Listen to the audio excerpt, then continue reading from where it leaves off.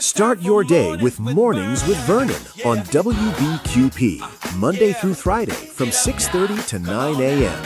Watch on Channel 12 and listen on WBQP Radio on your phone, Alexa, or CarPlay. WBQP is your information station. It's time for Mornings with Vernon. Yeah. Yeah. Get up now. Come on now. Get up. For Mornings with Vernon. Get up now. Let's go. Get up now. Turn it up now. 1, 2, 3. Let's get it out. All right, y'all. Good morning. It's time for Morning with Vernon. Yes, it is. Good morning, everybody. I hope you got your cup of coffee this morning. Yeah, I hope you got your cup of coffee like I got my cup of coffee this morning.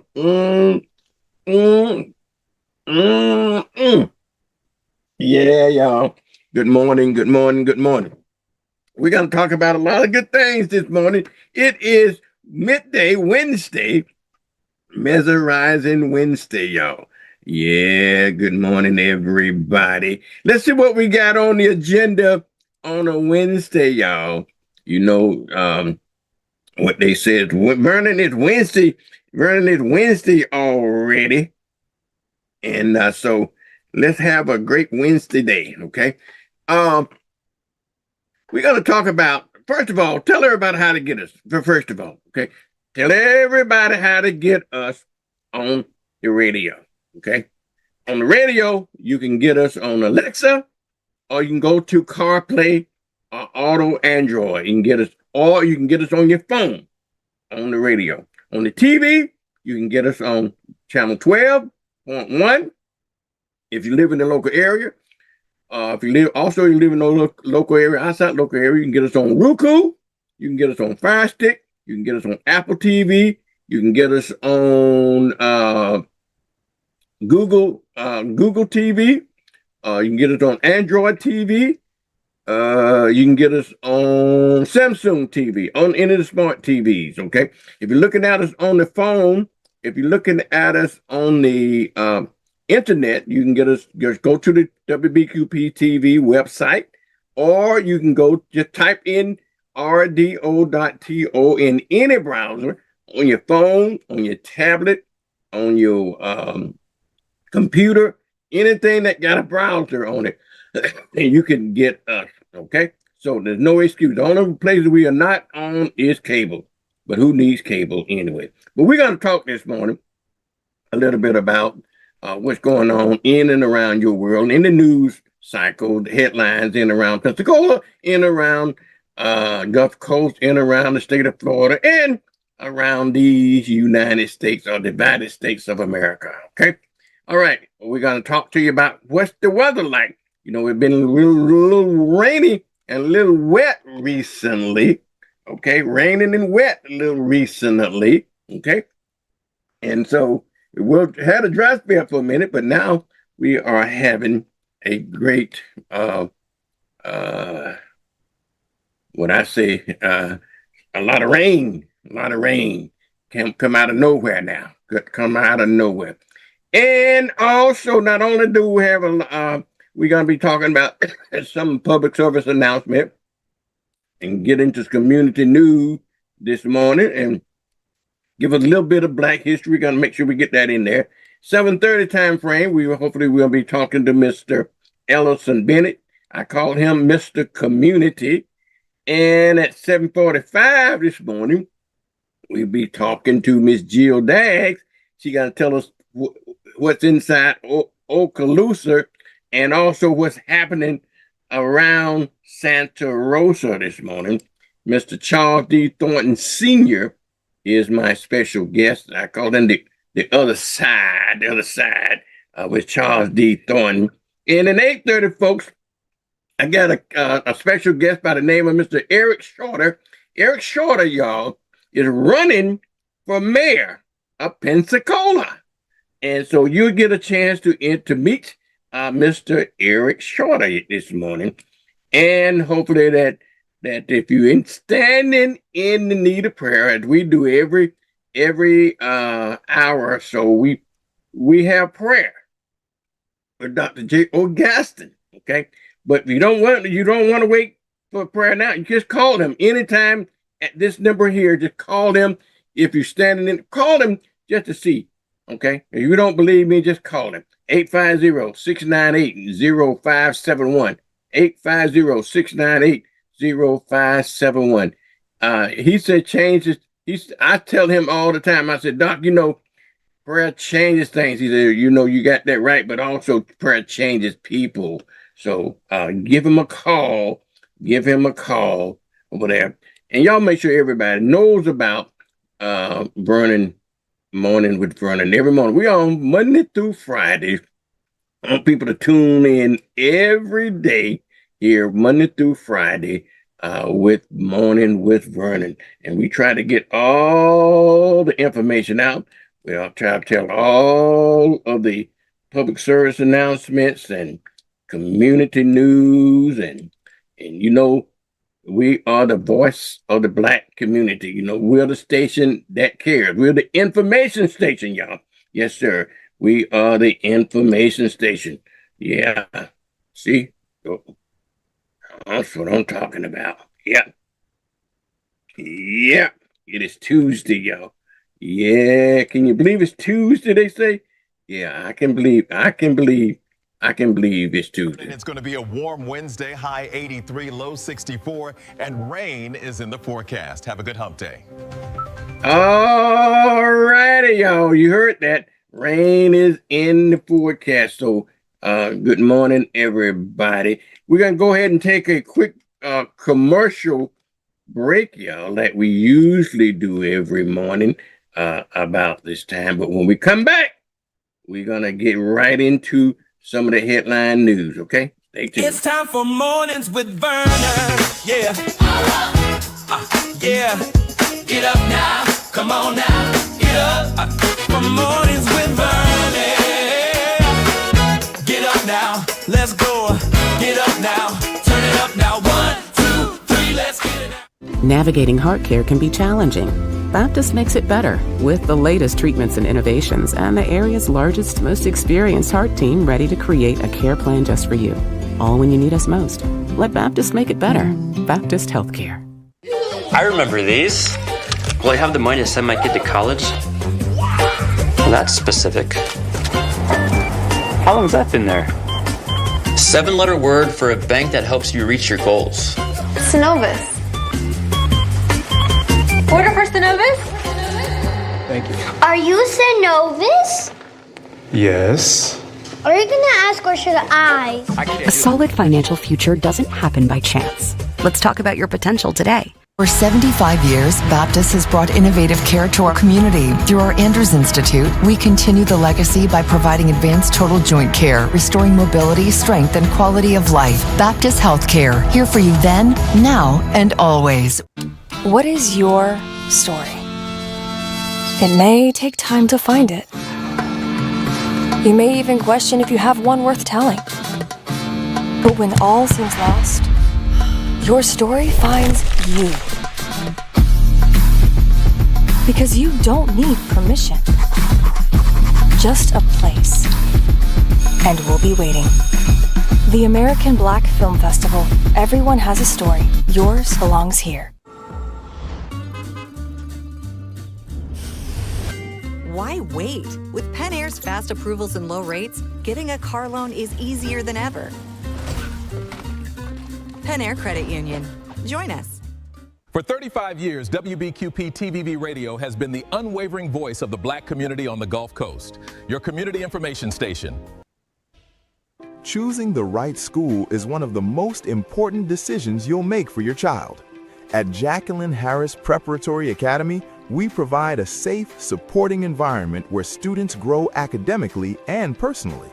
With strong core instruction and unique programs, students gain confidence, creativity, and real-world skills. At JHPA, we live by our motto, enter to learn, depart to serve. Enroll today and prepare your child to soar. So what day is the meeting? Fun day. With daily draw games starting at $1, every day shall henceforth be known as Fun Day. Every day's Fun Day with Pick Games, featuring drawings twice a day. The Florida Lottery. It's good fun.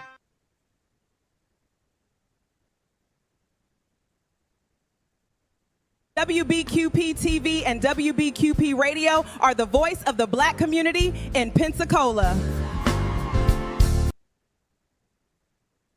This is your WBQP TV 12 Sports Report. Blue Wahoo's Update. Good morning, Vernon. Your Pensacola sports fans will want to hear this. So, turn your volume up because your Blue Wahoos are absolutely heating up the diamond. Right now, the boys are locked into an intense road series up in Birmingham against the Barons. But don't you worry, the Wahoos will be right back here on the waterfront next week. And man, look at the momentum we're riding. Check the board. Pitcher Jacob Miller just put on an absolute clinic, dominant on the mound to secure that beautiful 4-1 victory over Chattanooga. Show some love to the skipper, too. Manager Nelson Prada just hit a massive milestone, capturing his 800th career managerial victory. That is how you lead a clubhouse, folks. The pipeline to the big leagues is staying strong, with our former Wahoos making big waves and earning those call-ups to the Miami Marlins. We are hovering right around that .500 mark, staying fiercely competitive in a tough South Division. You can still follow all the action on the road, support your hometown team, and lock in your tickets right now for the big return to Admiral Fetterman Field on June 2nd. Proud, passionate, Pensacola. That was your WBQP TV Sports Report. Go Wahoos! I'm David Williams, District 3 Representative seeking re-election to the Escambia County School Board. 4 years ago, I stated together we can make a difference. Today, I'm proud to say together we have made a difference, and we have safer schools, our students are college and career ready, and we've closed the achievement gap. I'm asking for your support to re-elect me, David Williams, as your school board representative for District 3. Please visit my Facebook page as well as my campaign website at davidwilliams3.com. Thank you. Keep growing. Remember where you came from. It's the foundation of who you are. Show up for others. That's been our approach at Penn Air for 90 years. Penn Air Credit Union, 90 years strong.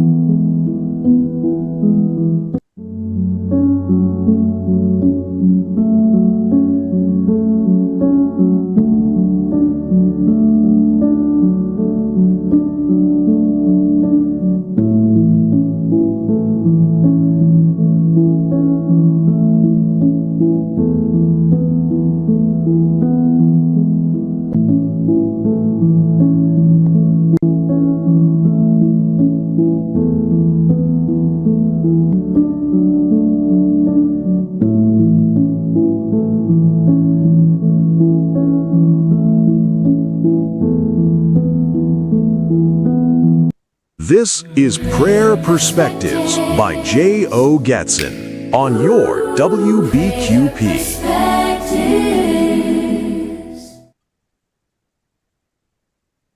This is J.O. Gatson of Emmaus Baptist Church, Pensacola, and we come before you on this Wellness Wednesday.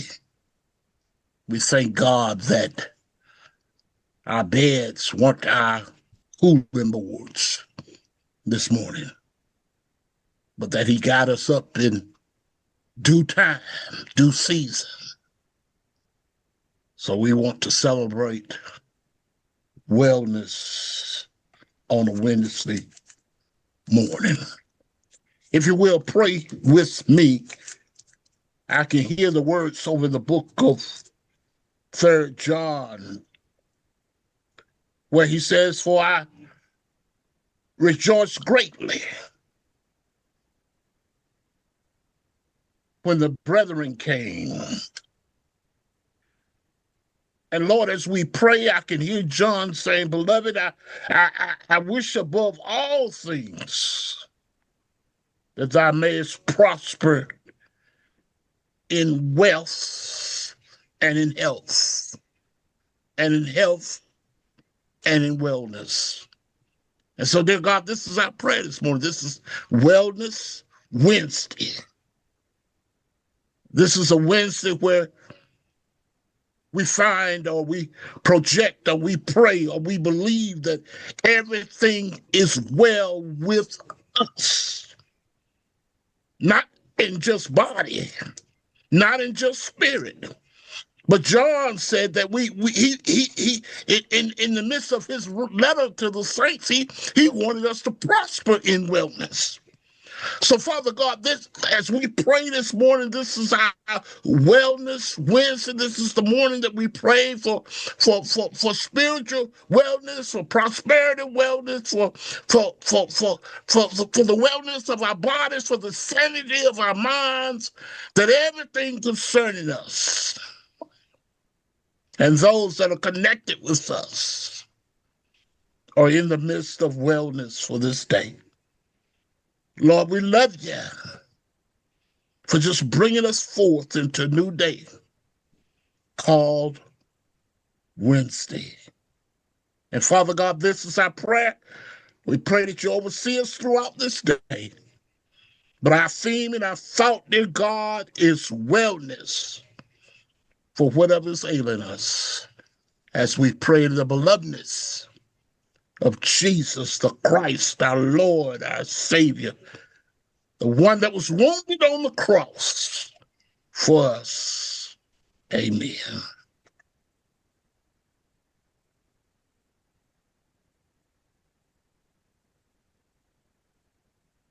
Hello, I'm David Williams, District 3 Representative, seeking re-election to the Escambia County School Board.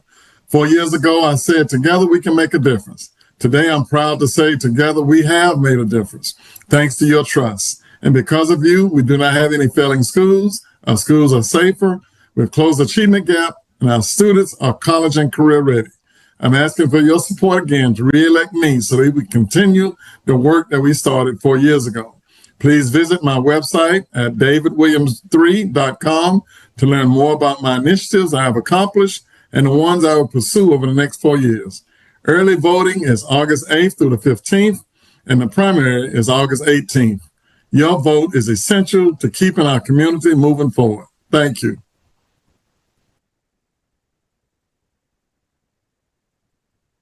Vernon, it's going to be a warm Wednesday, high 83, low 64, and rain is in the forecast. Have a good hump day. Hi, Vernon. Here's your WBQP weekly weather forecast. Wednesday, we'll see a slight break in the wet weather. Expect a high of 82 degrees with a low of 69 and only a 20% chance of rain. Thursday brings partly cloudy skies with a 60% chance of showers. Highs will reach 83 degrees with lows around 70. And we wrap up the week on Friday with partly cloudy conditions and a 20% chance of showers. Highs will reach 82 degrees with overnight lows around 72. Overall, it's a warm and humid week with several opportunities for showers. This is Cheryl Mulrain, and that's your weekly weather forecast. Have a great week and keep it locked right here on WBQP TV and radio. WBQP salutes the spirit of America, celebrating 250 years of freedom. Happy birthday, USA! It's time for Mornings with Vernon. Yeah. Yeah. Get up now. Come on now. Get up. For Mornings with Vernon. Get up now. Let's go. Get up now. Turn it up now. 1, 2, 3. Let's get it now. All right, everybody. Good morning. It's Morning with Vernon. Yes, it is Morning with Vernon.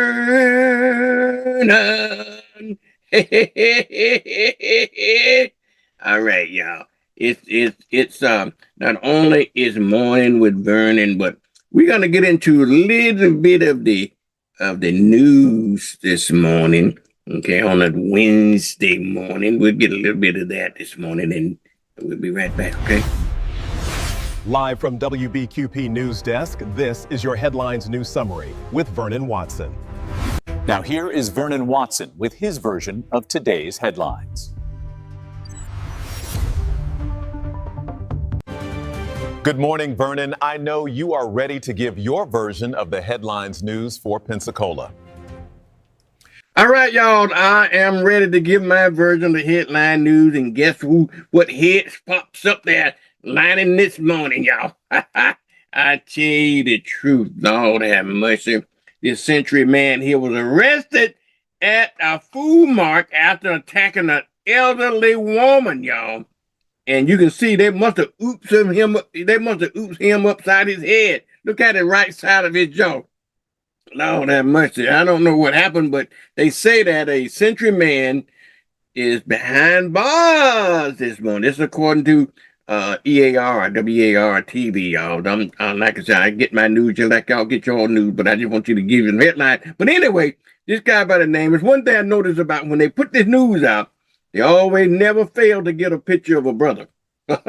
And then they tell his name and everything. Sometimes that don't always happen. But anyway, let's don't talk about politics in the news, Vernon Watson. Okay, let's give the news. Let's give the headline. But anyway, Mr. Cartel Davidson, y'all, 32 years old, is facing several charges because he abused an elderly man. And of course, he was resisting arrest. And you can see what he got from resisting arrest. Look like the side of his face is rolled up. So they must have ooped him upside the head. This up in Flomaton. No, this up in Century, Florida, y'all. Yeah. He was put behind bars the other day, y'all. So they had 4 deputies showed up at the trailer where it all started. And they heard a woman screaming, "Get off of him! Get off of him!" And so they said they saw this man punching a disabled man, picked him up and threw him to the floor like a rag doll. That's what the lady said. She picked him up and threw him down on the floor like a rag doll.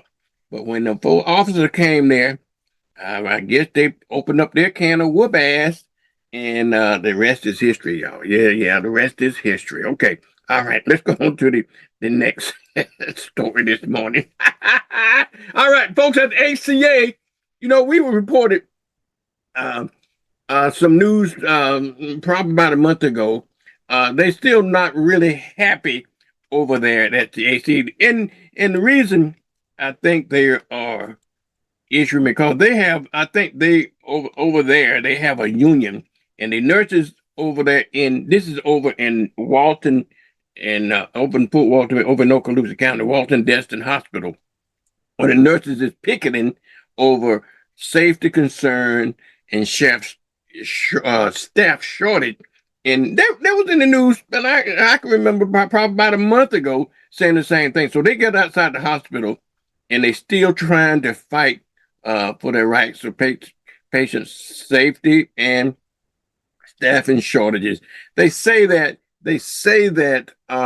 they're not getting enough time to care for the patient. Only like one nurse said they only get like 3.5 minutes per patient or something like that, and it's not acceptable. But I think probably more the problem is because those nurses decided to unionize back in September. I believe they decided to unionize, and they have been negotiating their contract ever since the beginning of the year. So that is one of the things that is happening over there. But we shouldn't have to be fighting for basic human rights. I don't understand that. But anyway, in why we don't want to pay people livable wage for the folks that gonna have to take care of you, okay? And then we pay them $1.8 billion to tear up the damn White House, but they're not willing to pay nurses and firefighters and police officers and teachers a livable wage that let them live comfortably. Jesus, help me. Ooh. Yep. News according to Vernon this morning, okay? I'm in overdrive this morning. Good morning, y'all. Again, let's go to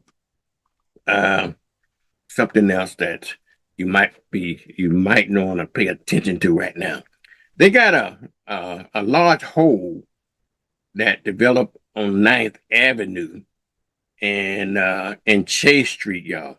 So if you're in and around that area, the Pensacola Police Department want to warn drivers of that large hole. You don't want to end up in that hole. That hole is it's just south of Chase Street, and the folks that driving in the north and southbound lanes are open, but there is narrower than normal. So Pensacola Police Department they put out stuff last night, I believe, all night to make sure nobody crashed into that hole. Okay, ECUA, and I guess it's a sinkhole. Or maybe ECUA is working on it and everything, but they expect to be fixed within the next day or two. Okay, so they say don't fret, my pet. Everything going to be all right. Okay, everything going to be all right. All right, let's go to the next story here. Escambia County and the city of Pensacola is getting prepared, y'all, for that new property tax impact. You remember we talked yesterday about property tax on the show, the impact that property tax. Yeah, we all like lower property taxes, but it comes with a tremendous cost, y'all. You're gonna lose services.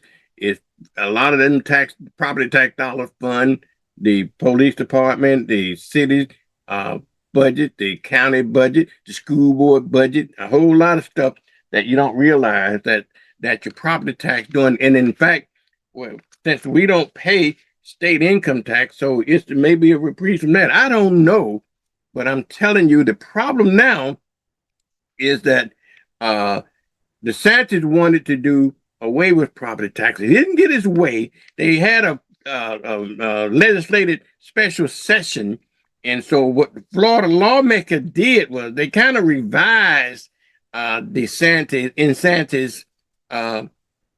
property tax proposal.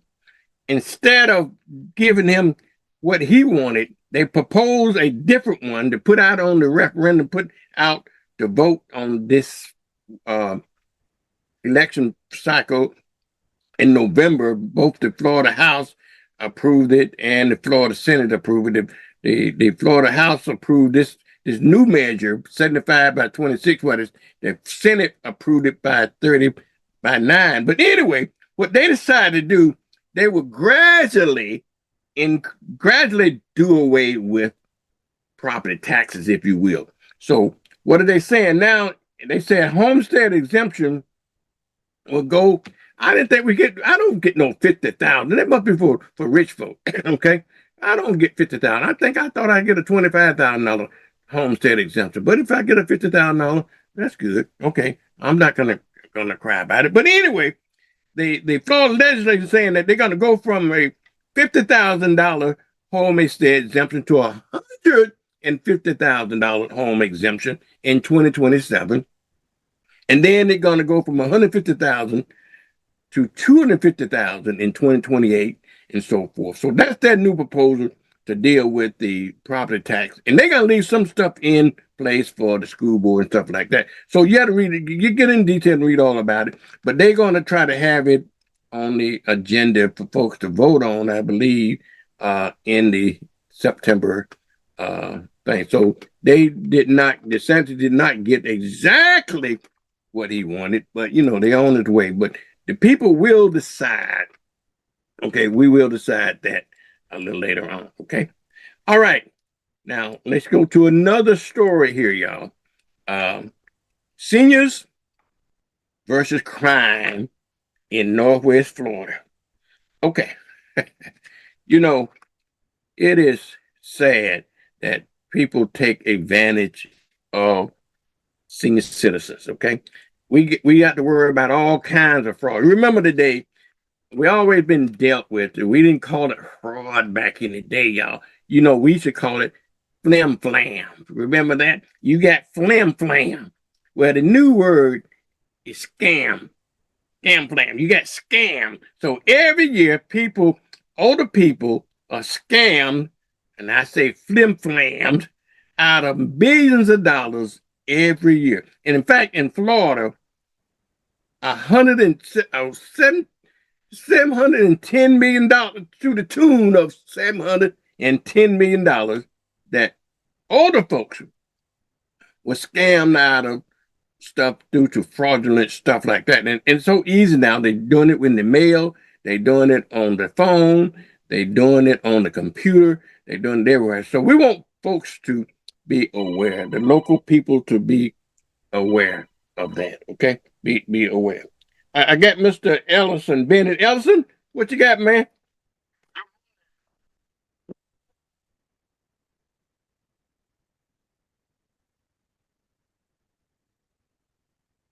Okay. I'll call you. I'll call you, Mr. We'll try to do it on the phone. If you can't, you sure you cannot get that link on it, right?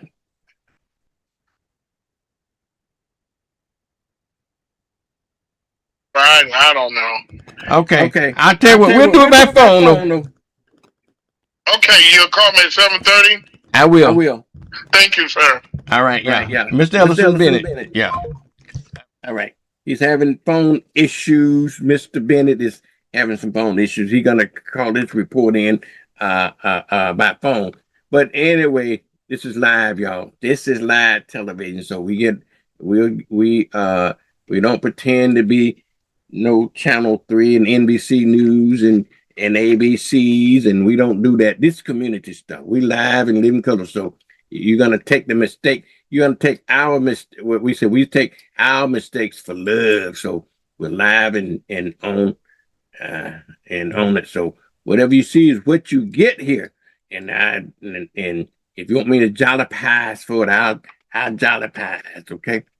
But I just want you to know that it is what it is. Okay. So don't expect WBQP to be just like everybody else. We down to earth. We're real here. Okay. We're real TV and we're real people. Okay. Now let's go back to the news. Let's go back to the news again. Okay. And I was talking about senior citizen being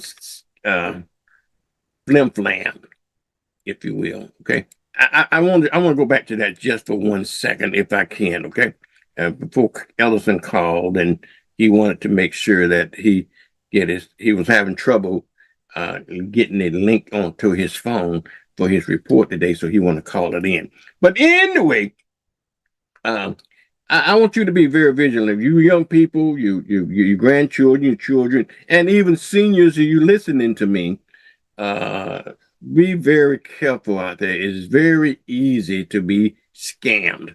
Whether you're talking about your bank or you don't check out everything. The folks saying that you owe money, or somebody call you and say your grandson is down in Mexico and he needs money to get back and all that. Don't fall for all that okie doke. Okay, don't do that. These people that call every day, 15 times a day, on your phone, let that go to voicemail. Okay, all of them all them stupid calls you get, and sometimes people get real caught up into the now literally lose the farm, if you will, and they don't tell anybody. So Florida, and the reason they don't tell anybody because it is embarrassing. It is absolutely embarrassing when you get conned, a flim flam, a scam. Oh, you can call all kinds of names for it. It doesn't matter. It makes no difference than somebody coming along, and it's the same thing as if somebody stuck a gun to your head. Okay, you're being robbed. Okay, you're being robbed. So if you're being robbed, report it. Okay, report it. I don't care how embarrassing it is because you got a chance of maybe getting your money back, but chances are you're probably not. But anyway, just be careful is all I'm saying to you. Be careful in you dealing with people. Talk to folks about anything that somebody call you on the telephone, or if you go on social media and find some crazy stuff, texting, they do it in texting, they do it in the mail, they always doing it, okay? And we always want to get something for nothing. And if it's too good, y'all, here's the rule that I live by, okay? Here's the rule I live by. And I find this to be real true. And I got this from my grandmama. And she was a smart lady. As I said, and I thought she was the dumbest woman on earth when I was living with her. But it turns out that she was the smartest woman I known. But she always told me, she has always told me that no such thing as a free lunch, son. Okay. And also she used to say, if it's too good to be true, it probably isn't. So you think about that, y'all. If it's too good to be, so when you're trying to make money, you're going to be scammed or flim flam or whatever you want to do. All right, now I'm going to move to another story. You know, and we were reporting all week that some people are now complaining that they're finding animals dead, that the chickens, they've been finding the chickens dead, their bees dead, their birds dead, and so forth. And they're trying to put it off on the pesticides that FPL contractors use to spray, that herbicide, I guess they use to spray to keep the foliage down on the major power lines. And they're trying to say that might be contributed to it. That's allegedly what they're saying. So I don't know what the deal is. But this lady says she found a big bird on her roof. Okay, and this must be up in the north end of the county. She said she found this big old bird dead on the roof. Didn't know it was up there until vultures start landing on the roof. Vultures on her roof. Yep. And then somebody went out and said, "Oh, you got a bird up there." She said, "Yeah, okay, that little birdie. Let me go and get the little broom and sweep the little birdie out." Found out this was a big ass bird. Okay, and we don't know what kind it is. And what she did was the right thing you're supposed to do. Is she called the Fish and Wildlife Commission, and they didn't come out. But what they did do, tell her that she need to remove it or bury it up or do something on her own. But they did tell her to wear protected clothing and stuff like that, because you never know what disease or whatever the bird is carrying and so forth. Okay. But you would think like I was thinking, then they ought to come out and investigate. No, they didn't. They said, "You on your own, sister." Okay, you on your. There was I think there was up in Cantonment. So if you involved with that, and they don't know what to call the death, and think they should have came out and determined what to call the death is of the bird, so that if it is attributed to something like pesticide, something like that, and then they should take care of it. All right, let's move on to a different story. Okay. Different story. You know, in the last couple of weeks now, there's been a little brouhaha between Baldwin County and Escambia County, specifically with Orange Beach.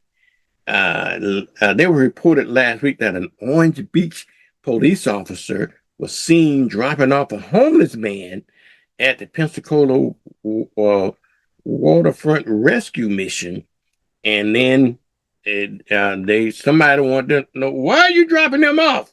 You in an Orange County police cruiser dropping off a man here. I think it was happening last Monday or something like that. But anyway, so there have been kind of a thing of contentions on why they're doing that, because we're saying here, well, we just got enough, we don't have enough resources to service our own homeless people. But the waterfront mission, as good as they are, they don't turn anybody away. They don't turn anybody away. But I think the city of Pensacola and the Escambia County government, I was talking to Commissioner Mike Coulter on Monday night, and he said that they was having some discussion with the Orange County, the Baldwin County over on Orange Beach on why. But I think they did have a meeting yesterday, if I'm not mistaken. And so the bottom line is they say they're not going to do that anymore. Okay. That's what they say. Okay. And so they had talked, I think Channel 3 News had talked to somebody over at the waterfront mission, and they said they seen buses coming from Birmingham and Montgomery and dropping people off as well. So we must be a haven. We must be a haven for the homeless. But any rate, y'all, you're gonna hear Chip Simmons talked a little bit about it last Friday on my show. Mike Coulter talked about it Monday a little bit on my show. So it's a little bit of an issue here, y'all. But anyway, can I move on? I want to move on to a different, more sadder story right here now. And I hate to report these things. This is a 25-year-old Milton man. He was killed on I-10 when he veered off and hit a tree over in Santa Rosa County. That's according to the Florida Highway Patrol. It happened, I think, about 8:30 last night or something like that. He was driving a 2023 Genesis, and you're going eastbound, and for some reason, he lost control because he wasn't able to negotiate a curve. And we don't know what all factors are involved with that. But of course, it will be under investigation. So it went off the shoulder of I-10 and went into the woodlands where he collided with a tree. And tree versus car and tree versus people, tree always win. Okay, that's just the bottom line. So just be cautioned and make sure that you understand that. Okay, and drive safe. Let these news accounts be news for you, that you will take it as safety measures. Okay, now speaking of, we're going to be talking to Jill Daggs at 7:45. We're going to talk about Okaloosa County here for a minute. Crab Island, y'all, if you hadn't been over to Destin area over in Okaloosa County, it's a popular area over there where you get a lot of boats and it's all. But they had a takeover over there over in Destin, and so it resulted into fights and people arrested and a lot of disturbances over there. So this past weekend, so if you living in that area, and I know people love Destin, they love to go to Destin, they love to go to Fort Walton Beach area there, and then people from out of town from all over the world visit that area there. And so this stupid stuff they talking about takeovers is probably uncalled for. Okay, probably uncalled for. Something else is that state is calling for, and I don't know what it's called for or not, but all I know is AI. People are challenging AI. State of Florida is suing Open AI and Chat GPT and trying to hold them accountable for disregard for human life. So we'll see how that story unfolds. I do understand the concern for putting safeguards into AI, and so that people are not hurt and concerned. People a little bit afraid of what AI is, but you have to think about any new technology that comes on the scene. People are obviously fearful of anything that's new, like COVID, how we overreacted sometimes in some cases of COVID. You remember when computers came on the scene, we kind of was afraid of that technology. When the internet came on that scene, we was a little bit afraid of that kind of technology. But all these technologies are good. It's just cell phones. Remember that? Remember the days of cell phones and people beeper? All of that technology. So all I'm saying to you is stuff that we're a little bit afraid of. But right now, they're trying to get control, maybe some regulations, if you will, on AI. Okay, so but Florida is suing the company now, so we'll see what happens. Here, y'all, they found 9 loggerhead turtle nests have been recorded on Pensacola Beach and over in the Perdido Key area. So you know what that means. If you find, do not mess with those nests, okay? Do not mess with those nests because they're finding them, and you will go to jail. I'm telling you now, because these are sea turtles and they are protected. And so if you see them or if you see where they're burying the eggs at, do not mess around with them. Just a fair warning, okay? Just a fair warning. But they've been seeing these turtles going in and out of the beaches there. All right, let's move on to another story here. Oh Lord, this man here, he had been missing for a while, and they found his remains near Eglin Air Force Base. They found his car probably about a month ago, but he had been missing from the Phoenix Springs for a while. But somebody found his skeletal remains near the Eglin Air Force property there, and they have identified him as John Thomas Watson, JT Watson.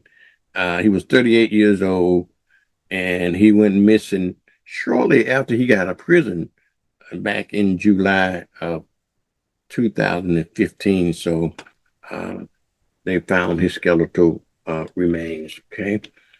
All righty then. Let's go to the next story here, y'all. It's Escambia County. If you're into fishing and you're into scuba diving and spear fishing and all that good stuff, well, they're doing some burial reefs out there now, okay? In fact, Escambia County deployed 43 new artificial reefs off of Pensacola Path. So if you're involved in that, then that's something that might be an interest to you. This guy here is your Vice El Presidente, Mr. What is his name? JT Vance, okay? Now, they say from standout to dark horse, who might run in 2028? These two fellas here, y'all. Well, I don't understand this, but hey, each to his own. Both of these fellows work for your illustrious president, Mr. John Thomas. I guess his name is Trump. I don't know what his middle name is. Anyhow, I don't like to say his name because I get Trump derangement syndrome going on, but he playing these like a fiddle, okay? Now, normally speaking, in any normal environment, which is so normal, is it normal now? The vice president of the United States generally is the automatic successor to the throne, okay? Now, Trump is pitting J.D. Vance against Little Marco. He called Little Marco, okay? And so he had, oh, let me move on. Lord have mercy. Jesus, everything that man do is stupid, just like him, just stupid. I don't even like to talk about it. Now, this man, he's also worked for President Stupid, and he said millions could face coverage loss under the new medicated work rule.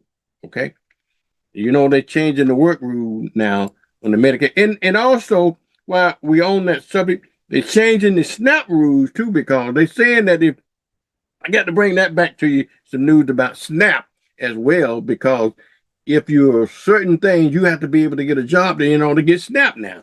But we'll bring you that we'll bring you that news a little bit later on. Okay. But anyhow, and this is another news you need to check out because you could be impacted by this coverage loss here. Okay. About this. Okay. All right. It's getting pretty close to my time with Ellison here. You know, they had election night across the country last night. Okay. And so a lot of the key races that you're gonna find that California, I don't know, I didn't get a chance to see what the results was from the news last night.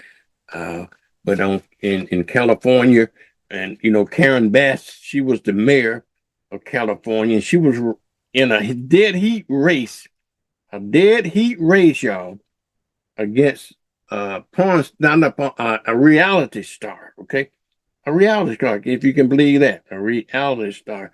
So so into that, all that breaking news. I don't know, hear all of the good stuff about that. So you need to read about that as well. Okay, so you can catch up on that.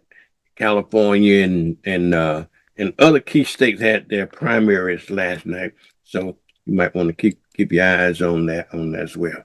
All right, another story here. A Canadian man is another crazy story here. A Canadian man admits his role in the death of 73 people who killed themselves. Okay, I wish I had time to go into that story, but I really don't have time to go in that story. There's another story here that politically based here about a sexing scandal. Y'all know what a sexing is? Sexing, that is sending sexual messages by text. That's what they call sexing. And this man he was a Maine Democrat by the name of Plattner. I think his name was Plattner, but he was trying to unseat Susan Collins. But we Democrat, we can't get a break for nothing. Okay, they was hoping that they were trying to flip that Senate seat up in Maine against Susan Collins that we've been there for 100 years, and I thought that Trump would have been doing better, but we will. But then that's how she sound. But Susan Collins. But anyway, the Democrat put up this guy by the name of Graham Plattner. I think his name was Graham Plattner. Oh, this man got so many issues, Lord have mercy. But that's the six of it, okay? That's the six of it, okay? But the half a dozen of it, look how many issues your president got. And he still got elected. He out there screwing up, but that ought to be a precautionary tale. Just because all the havoc he's making and because of his past, that ought to be a lesson to be learned. We might be right not to elect this scoundrel, because my mama said, and my grandmama said, that the only way you can predict people's future is by their past, okay? And people don't change, okay, what you say. So if you want to see what their future is like or their present, look in the past, and they'll tell you. And they don't change. I'll tell you that right now. They don't change. All right, y'all. I tell you, speaking of not changing, I don't change the way I do my news. I just do it so you can have something to talk about during the day when you get out of when you're on your way to work and you say, did you hear that WBQP news this morning? Yeah, did you hear that? Did you hear the headlines? All right. But I don't know what you're gonna do, but I gotta take a break, y'all. I'm gonna have to take a break. But when I come back from the break, hopefully we'll be talking to Mr. Community, Mr. Ellison Bennett. We're going to be talking to him by phone this morning. It's never as good as it is when he zoom into me. But when we come back, we also hopefully we're going to be dealing with Mr. Charles D. Thornton. He's my co-host on Wednesday. Whenever he ain't nothing else to do, he's my co-host on Wednesday. And also around the 8:30 time frame, we will be talking to Mr. Eric Shorter, which is a candidate for Pensacola mayor. Y'all go ahead and call Dr. Joe Gasson and call for me and ask him to pray for me. Oh, y'all know I need help. Okay. You know I need some help. All right, y'all. Let's do it. It's going to be a warm Wednesday, high 83, low 64, and rain is in the forecast. Have a good hump day. It's time for Mornings with Vernon. Yeah. Yeah. Get up now. Come on now. Get up. For Mornings with Vernon. Get up now. Let's go. Get up now. Turn it up now. 1, 2, 3. Let's get it now. WBQP TV Pensacola Area Sports Update, week of May 24th through May 31st, 2026. The Pensacola Blue Wahoos continue battling in the Southern League's South Division race and enter the week hovering around the 500 mark while preparing for a key road series against the Birmingham Barons. The Wahoos have shown strong recent pitching performances and remain in playoff contention heading into June. The Pensacola Ice Flyers are officially in off-season mode following the 2025-26 SPHL season. Team management recently announced its protected player list for the upcoming 2026-27 season, highlighted by returning standouts Tyler Burney, Matt Allen, and rookie sensation Sam Rhodes, who earned SPHL Co-Rookie of the Year honors. Pensacola FC continues its 2026 soccer campaign with growing community support and competitive play across both men's and women's programs. The club remains active with regional matchups and youth development events throughout the Gulf Coast soccer community this week. At the University of West Florida, the Argonauts continue preparations for a historic transition to NCAA Division I competition. UWF recently unveiled its 2026 football schedule, marking the program's debut at the FCS level. Meanwhile, Argonaut baseball remains active in postseason competition, following a strong spring season.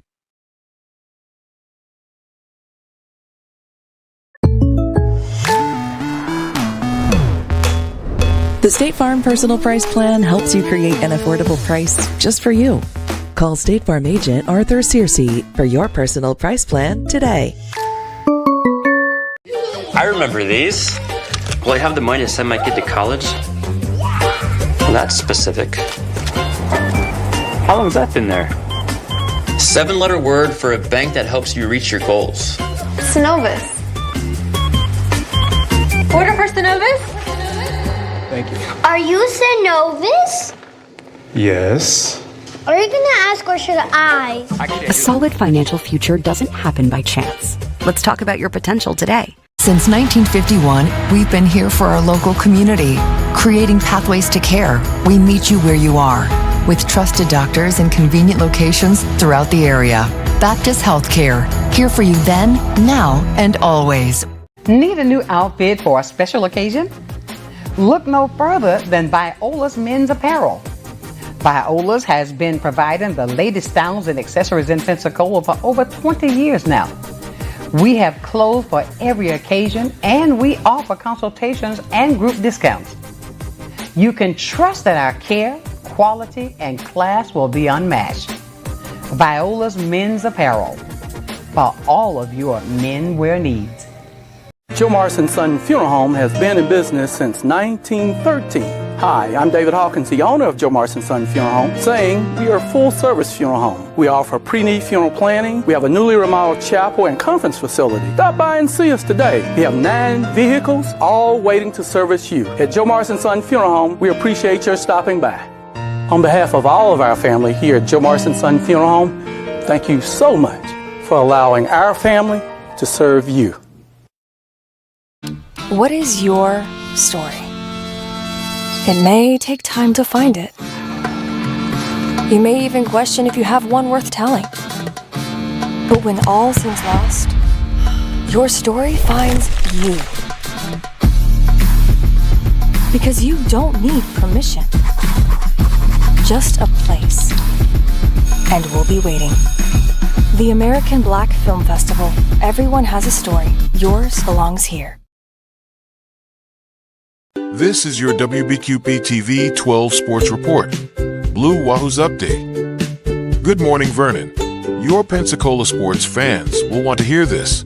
So, turn your volume up, because your Blue Wahoos are absolutely heating up the diamond. Right now, the boys are locked into an intense road series up in Birmingham against the Barons. But don't you worry, the Wahoos will be right back here on the waterfront next week. And man, look at the momentum we're riding. Check the board. Pitcher Jacob Miller just put on an absolute clinic, dominant on the mound to secure that beautiful 4-1 victory over Chattanooga. Show some love to the skipper, too. Manager Nelson Prada just hit a massive milestone, capturing his 800th career managerial victory. That is how you lead a clubhouse, folks. The pipeline to the big leagues is staying strong, with our former Wahoos making big waves and earning those call-ups to the Miami Marlins. We are hovering right around that .500 mark, staying fiercely competitive in a tough South Division. You can still follow all the action on the road, support your hometown team, and lock in your tickets right now for the big return to Admiral Fetterman Field on June 2nd. Proud, passionate, Pensacola. That was your WBQP TV Sports Report. Go Wahoos!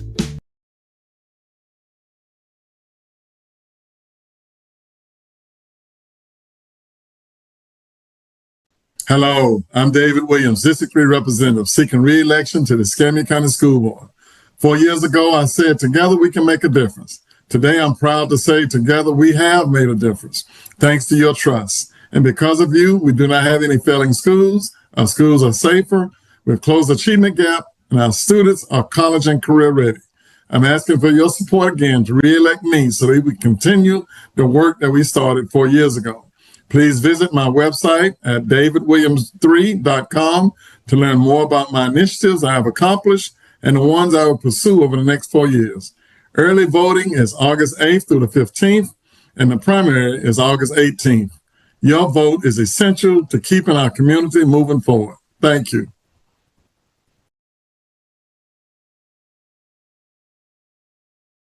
So what day is the meeting? Fun day. With daily draw games starting at $1, every day shall henceforth be known as Fun Day. Every day's Fun Day with Pick Games, featuring drawings twice a day. The Florida Lottery. It's good fun.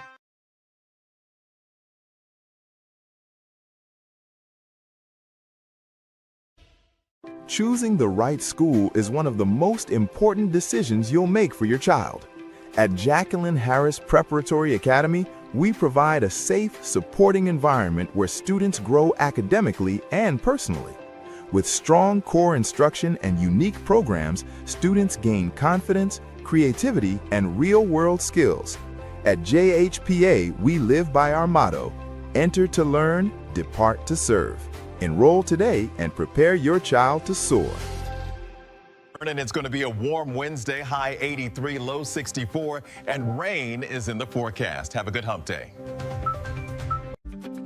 Hi, Vernon. Here's your WBQP weekly weather forecast. Wednesday, we'll see a slight break in the wet weather. Expect a high of 82 degrees with a low of 69 and only a 20% chance of rain. Thursday brings partly cloudy skies with a 60% chance of showers. Highs will reach 83 degrees with lows around 70. And we wrap up the week on Friday with partly cloudy conditions and a 20% chance of showers. Highs will reach 82 degrees with overnight lows around 72. Overall, it's a warm and humid week with several opportunities for showers. This is Cheryl Mulrain, and that's your weekly weather forecast. Have a great week and keep it locked right here on WBQP TV and radio. WBQP is the voice of the Black community, the station that cares. WBQP salutes the spirit of America, celebrating 250 years of freedom. Happy birthday, USA! It's time for mornings with Vernon. Yeah. Yeah. Get up now. Come on now. Get up. For mornings with Vernon. Get up now. Let's go. Get up now. Turn it up now. 1, 2, 3. Let's get it now. All right, y'all. Good morning. Morning with Vernon this morning. You know, it's 7:30. Actually, past 7:30. I got Mr. Community on the horn here. Ellison, good morning. How are you?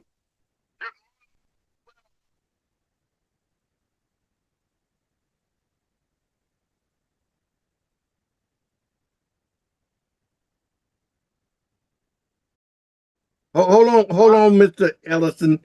Bennett, I need to hang on for a second. I need to get your audio on. The issue with the phone sometimes. Let's see here. Go ahead now. I got you now. Go ahead, Mr. Okay. I had been in contact with the owners of everybody knows Truman Warrington Village. I know they changed the name to Oakwood Terrace and Forest Creek for Warrington Village, but I had reached out to them, my organization, the National Movement for Civil and Human Rights, because I have such passion for our young people, and we noticed the shootings that have been happening in the last 30, 40 days. Was able to talk to one of the owners. They have a new regional manager from Marquise who is here in town today. They called me last night and said, Ellison, we know this spur of the moment, but we really want you in a meeting today to discuss the improvements for safety at Oakwood Terrace and Forest Creek. So I invited Reverend Marcel Davis, Commissioner Luma May, because that sits in the heart of District 3. Also, Reverend Delarian Pogue Jr. from Harvest Ministries that had been going out to the property when we met about 2 years ago, and we was able to ask the owners to do a luncheon once a month for the tenants to have a more just good relationship between owners and the tenants, and we did that. And a new property manager came in last year, and that lunch, they did promise that is one of the things they're going to install again. They're also going to have a mental health counselor available to be on week to talk to people if they're having issues, depression, anxiety, children misbehaving, or whatever. I think it's going to be a very positive meeting with Marquise management today. Looking forward to that. Want to move now to the Fricker Center. I've been in touch with the city, City Councilman Delarian Wiggins. Everybody know now that Fricker Center is a construction site. I called the city several times and asked them to make sure it is secure in the evening hours on the weekend by having a fence up, sign up saying construction site do not enter. The young people was able to go through a gate last week to play basketball. The city did send some people out to put up makeshift fence to block that gate. I was by there yesterday. The young people had opened the gate. It just comes straight from Adams Court property right to the basketball court, and that fence is back up again. I don't know if they had did it with just some type of plastic ties and the guys cut that, but more importantly, that's on the F Street side. on the DeSoto Street side, the main entrance to Fricker Center, that gate is open 24 hours of the day. So all the guys do is walk around a half a block, come in on the DeSoto Street side, and go play basketball. Well, the construction company that's redoing Fricker Center have dug this big hole in the ground to be a holding pond where the baseball field used to be. My fear is that some child is going to be curious to look over in there, might fall over in there. We don't want to see nobody injured or loss of life. And the construction equipment is out there. So I think the construction company in the city can do a better job when the workers are gone at the end of the day and at night. Close it down. There is a sliding fence on the DeSoto Street side that's left open. Maybe it's not rolling like it should or whatever, but I think more effort should be given into securing that site. And if I'm stepping on toes with the city, so be it. I had asked them what was going to happen to the summer program for children at Addis Court, Mars Court.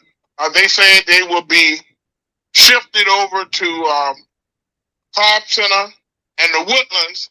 And what disturbed me is that they want the children to pay $65 per week per child. For one child, it's $460 a month. Some of those families over there got 3, 4, 5 children in the family, and then they wanted the parents to furnish the transportation over to the Woodlands, which is behind Pensacola Village. I just think the question that I asked, the money that was allocated for Fricker Center for the summer program, where did that money get moved to? And I've been in contact with the Parks and Recreation Director. I called ECAT, trying to work out something with the director there, Thaddeus. And they said, okay, we working on it. I want to say thank you to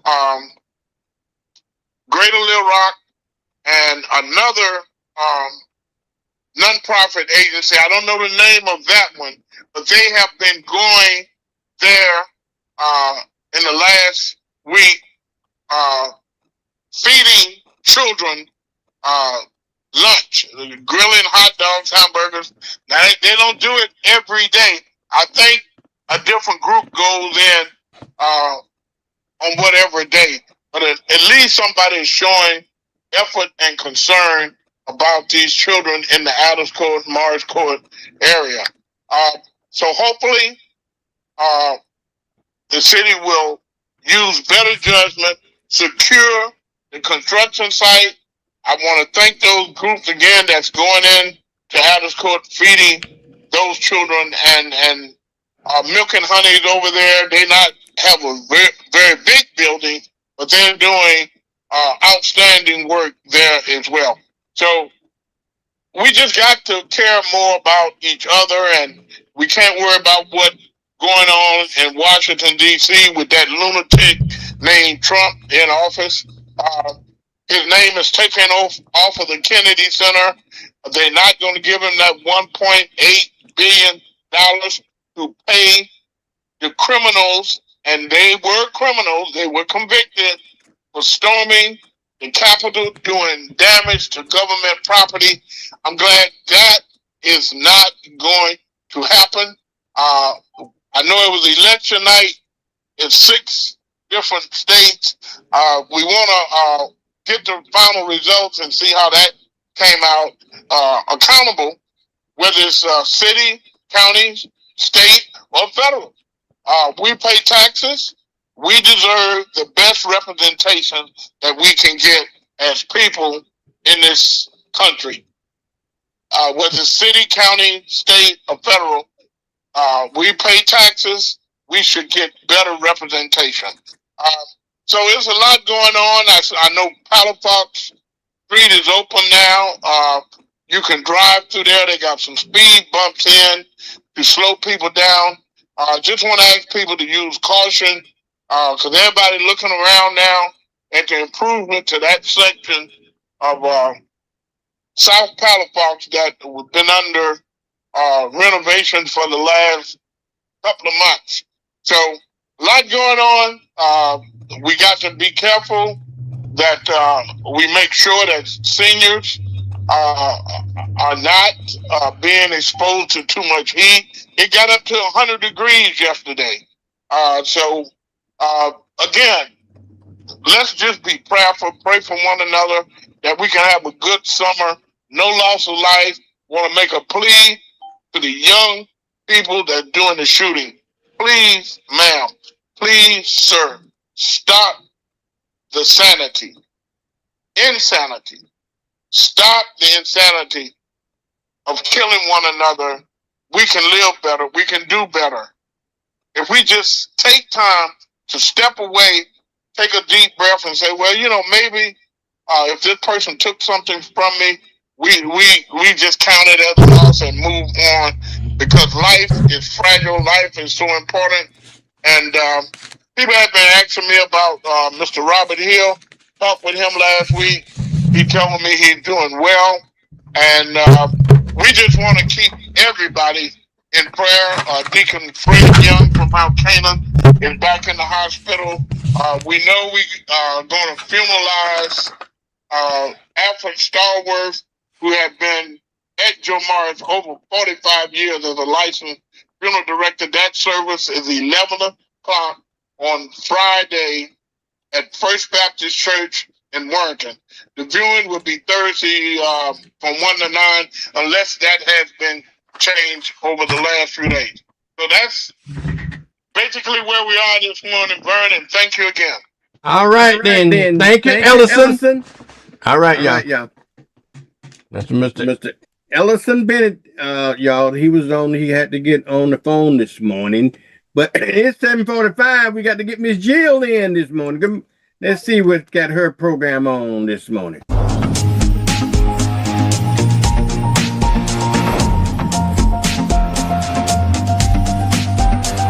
Welcome to Inside Okaloosa with Jill Daggs. Tune in on WBQP TV every Wednesday at 7:45 a.m.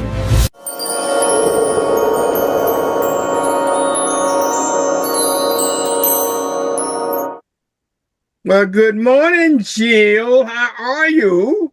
Good morning. I am well. I got a phone call this morning from a friend who ran out of gas, and they were like, "Can you bring me the gas?" Because we always have gas because we cut the yard of a big lane. And I was like, yes. And then I got in the door. I was like, it's 7:42. Oh my gosh, what am I gonna do? So I'm here. I'm excited. Thank you everyone for joining us. Thank you. Let me ask you this. Were you able to hear Ellison? I heard his last part. Okay, all right. I want to make sure because sometimes we call on the phone, we have issues. Oh yeah, he was loud and clear and perfect. Okay, great. Okay, go ahead and continue now. I just want to make sure. We want to get, I didn't know it was 100 degrees yesterday, so that must have been with the heat index. But anyway, it was hot. And I think after all that rain, we should expect some heat Thursday and Friday. And then guess what? We'll get a whole lot of rain for the next 5 days after that. So as he said, make sure that you're hydrated. Make sure you take care of your pets and look after your seniors and those that might need some extra assistance. Sometimes you get outside, Vernon, and you're working or you're walking or you're whatever, and you don't realize how hot it is and how you're draining the electrolytes out of your system. And so just be careful and know that hurricane season has started and we need to be prepared for the heat. And hopefully, maybe this will be another year that we dodge any major hurricane or tropical storm. That would be great. It's probably not likely. So you can go ahead and start getting your kits together. Maybe next week we'll talk about what should go in your kit and why do you need to do this, or at Vernon's request, we'll do that. What's going on? We do need to talk about that as we go along this hurricane season. A lot of people get unprepared. but they need to know what they need to have available. And sooner or later we're gonna get a hurry. We've been escaping it for 20 years now, so you better Yes, be so careful. sooner or later, right. it's coming. And so maybe I'll make sure we get the list together. We usually send one out. I know the NAACP sends one out, and of course, the Red Cross sends one out. But there's some things that we can kind of go through that are important that you can just kind of have sitting aside just in case. And so we'll go over that next week. And let's see what's going on in Okaloosa. So in Okaloosa County, we are anxiously awaiting all the Juneteenth celebrations that are coming up. First one is in Crestview, and that is on Juneteenth on Friday, and that is from 11 until 5. The setup is on Thursday if you are a vendor, and they will have lots of vendors. They do it at the community center by the library. And so they have a full yard out front, a lawn, and they do lots of fun things for the kids. They get to I don't know if you've ever seen, Vernon, those big blow up circles, and you sit in it and then you roll in a circle. Never wanted to do that, but the kids love it. And they have a whole bunch of stuff outside, and then they also have an inside kid zone where they bring like the basketball shooting things and video games, and it's really great, family friendly opportunity. And then on the other side of that, Crestview does an amazing job of doing the educational piece. What is Juneteenth? They have local participants dress up and they put on a skit or a play. They do it every 2 hours, and they get up just until the end of the emancipation, and they do that one at the last time, which I think is at 5. And then they have a band that comes, and it's just a great opportunity. You have vendors for everything that you can imagine. People come from across the states to come to this event because it's just that big. It's the biggest Juneteenth event in our areas. And then this year, on Saturday, the next day, there will also be a Juneteenth event at the Landing, and they are still accepting vendors. That one is 10 to 3. And so make sure that you're engaged, that this is something where we say, hey, do something. You can easily go out, just get to know your community. This is something, it's educational, but it's also, there's a lot of organizations that come together that support each other, and you have an opportunity to see who they are, get engaged, find something that's dear to your heart, and join it. I think that we spend so much time watching what happens in DC or hearing about all the terrible things that go on in our legislative in Florida that we aren't taking care of ourselves. And so I'm going to strongly suggest to everybody, you should find something at least once a month, if not once a week, that you can cut out some time and just take care of yourself. But that doesn't mean just sit in your house and turn on the TV. I mean, go out for a walk. Go out for a walk with friends. Go to a community event. Go to your faith-based organization or place.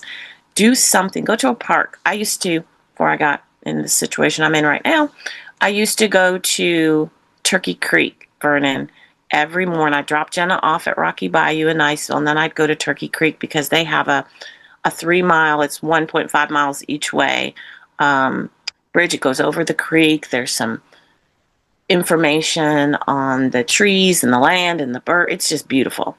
And it was a time where I could just, for me, it was just me and God. And I play my K-Love. If you guys know me, I love K-Love. It's Christian radio station, 95.7 here, 107.9. And I just could regroup, rejuvenate. And I miss that. And I think that we all need that now because there's so much going on. And so that's my suggestion for everybody this week. Kind of put it in your plan for the summer. Summertime. So if you go to the beach, you got museums, you got trips. We've got a few more graduations probably still left, maybe. And then the 4th of July and all of that's coming up. But take some time for yourself. It's so important that we're ready and we're prepared. And then while you're doing that, I'm going to also ask, check your voter status, register to vote, do your vote by mail. I like your vote by mail to be your plan A. If you don't know what vote by mail is, it is where your supervisor of election will send you your ballot. So regardless of your party, you just call your supervisor of elections office and you say, hey, my whole family in our household would like vote by mail. They sign everybody up, and then your ballot comes to your house prior to early voting and election day. And it gives you a couple of opportunities. It gives you an opportunity to actually see what's on the ballot. It gives you the opportunity to look up some of the candidates. If there's judges on there, if there's amendments on there, you can actually go through and figure it out. If you haven't gone to one of the community events, and I just want you to know, we have community events all across Escambia, Santa Rosa, and Okaloosa from now until the primary in August, and then the actual election, the general election in November. But if for some reason you didn't get to go to one of those, or you still had some questions, you can have your ballot in front of you and you can go over that.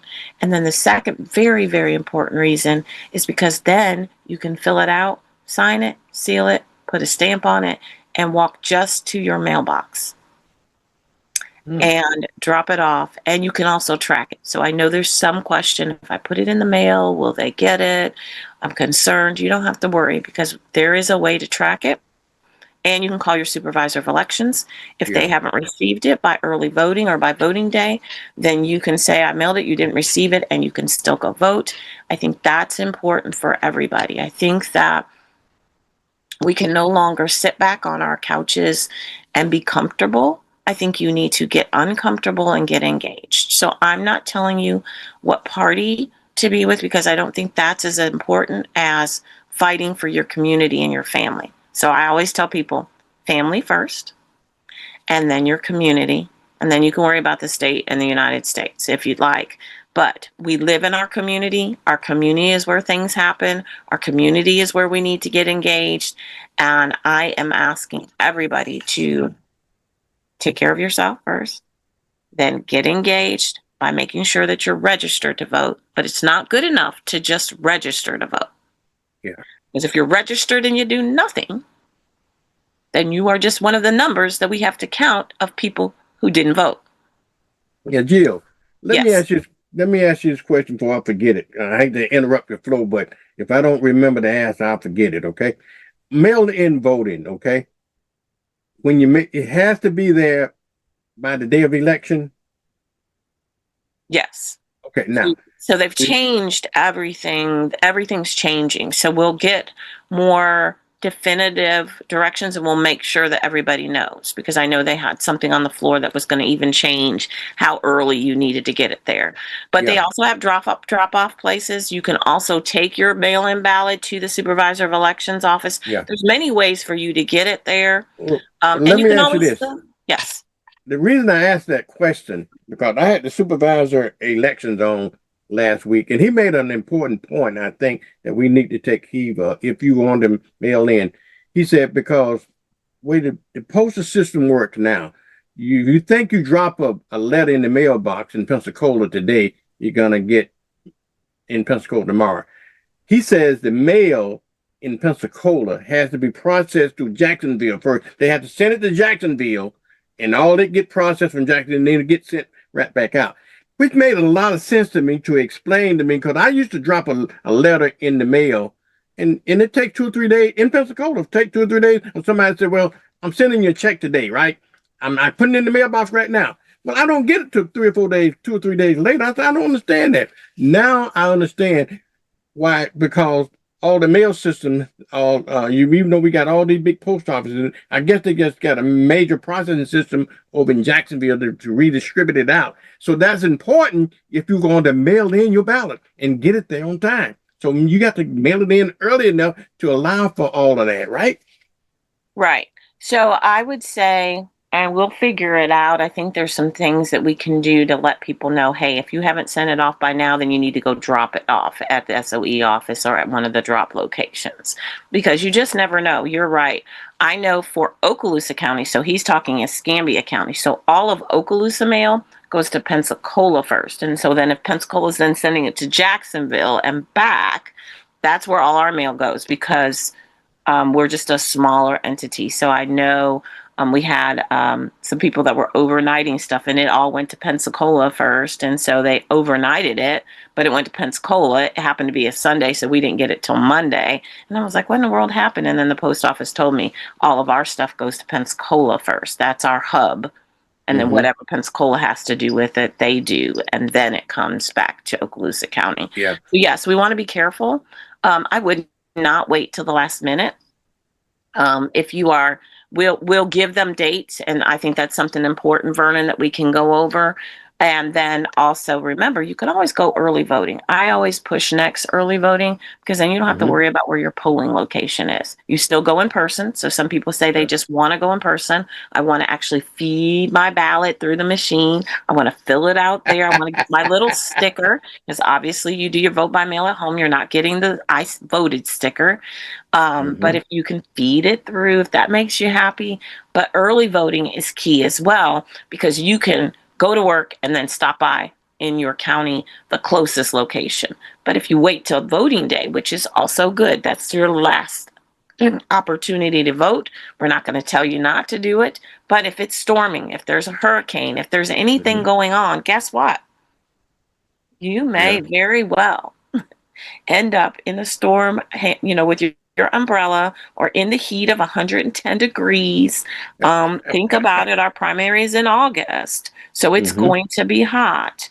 They still have the rules where we have to stay 250 feet away, so we can't, you have to come and get the water if there's water locations or snack locations. We want the lines to be long, but only because we want people to be engaged. But I'd rather have the early voting locations packed full. So that you can go where you need to go between the times that they have open. And I would urge across the state of Florida for the supervisors of elections to get together and to stop cutting out the second Sunday. They do know that the second Sunday is usually the day that we do souls to the polls. And I know in Jacksonville, they did a letter to their SOE and did a petition for them to extend that extra Sunday. So I'm just going to throw it out there. Start making some calls. Talk to your supervisor of elections. This is party-wide, meaning everybody gets to vote. This is not just for Democrats or just for Republicans, but for everybody. And I think that any extra time we can give people to be able to vote is what we need to do. And so, Vernon, I think there's lots that we can talk about on that. I want people to know that I promised I would have Santa Rosa's, and I don't have Santa Rosa's report this week, but I will definitely have it next week if we're not able to get BJ, who's the DEC chair, or Christina, who is the president of the Black Caucus and the Women's Caucus, I think still there, in Santa Rosa on your show tomorrow. I am really just honored that you give a piece of time to Okaloosa County, and that you're bringing us together. And so if Vernon can take time out of his exciting morning show to bring Okaloosa and Santa Rosa into the fold, then what I would ask is for everybody, to listen and to get engaged and involved, but to help spread the word, because this is an opportunity that we don't often get. And you can get lots of information, you can get engaged, you can get involved. And I'm just truly thankful, Vernon. Yeah. I got my co-host Sean Thornton on this morning, so I want to take y'all to have an opportunity to share some thoughts together before you have to leave, Jill, if you got any. Good morning, Charles. Good morning, Vernon. Good morning, Jill. Good morning, Charles. Listen to you. So I'm glad. Always good to see you. You too. Good morning. I don't have anything except good information. I listen to you and I listen Charles. to Ellison Bennett. And Yeah, Charles, we got a guest on our show at 8:30. We got a Mr. Eric Shorter. He's gonna be running for mayor, so we can talk to him about that at 8:30. But before we get to him, I know Jill got some questions for you. Jill, you got anything? Y'all got anything? If you don't, I do. I have to tell you something, Charles. Yes, ma'am. I need you to listen to this. You were on our show on Sunday. And Vernon, you know how he sits on the fence. He's a Democrat, but sometimes he like to trickle over to the Republican side. He didn't jump all the way over to the fence. I was like, I don't know what Charles said to you on Friday, but I need you to come back over on this side of the fence because he was talking a little crazy. So I just want you to know your influence is very seldom, but on Sunday last week, just 2-3 days ago. Pierced his mind, and he was talking I don't know what, and we were just like, really? No, Charles. Really heard it. Charles. Oh, I'm listening. I was talking common sense stuff. When we talk common sense stuff, then I get blamed to being a Republican. When I get to start talking, when I start asking real questions over there, and maybe a whole foot off the fence.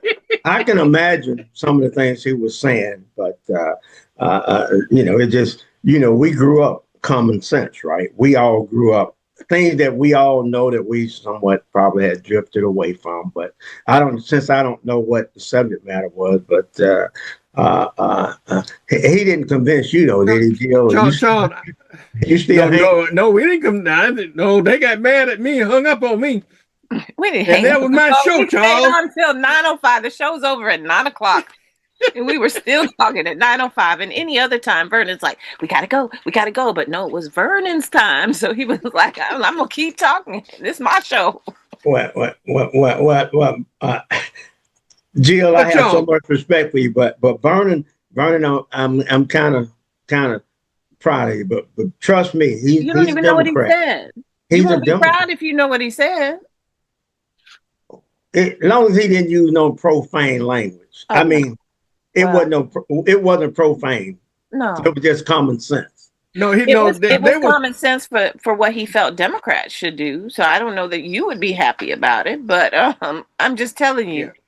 For a moment, we were like, Derek called me. Derek called me. Let me ask you a question. Okay, let me tell you what it's all about, Charles, real quickly. Okay, we got a discussion about the congressional district down in South Florida where the Hastings had, and you know that. I don't know. You're a political pundit. You probably keep up with this more than I do.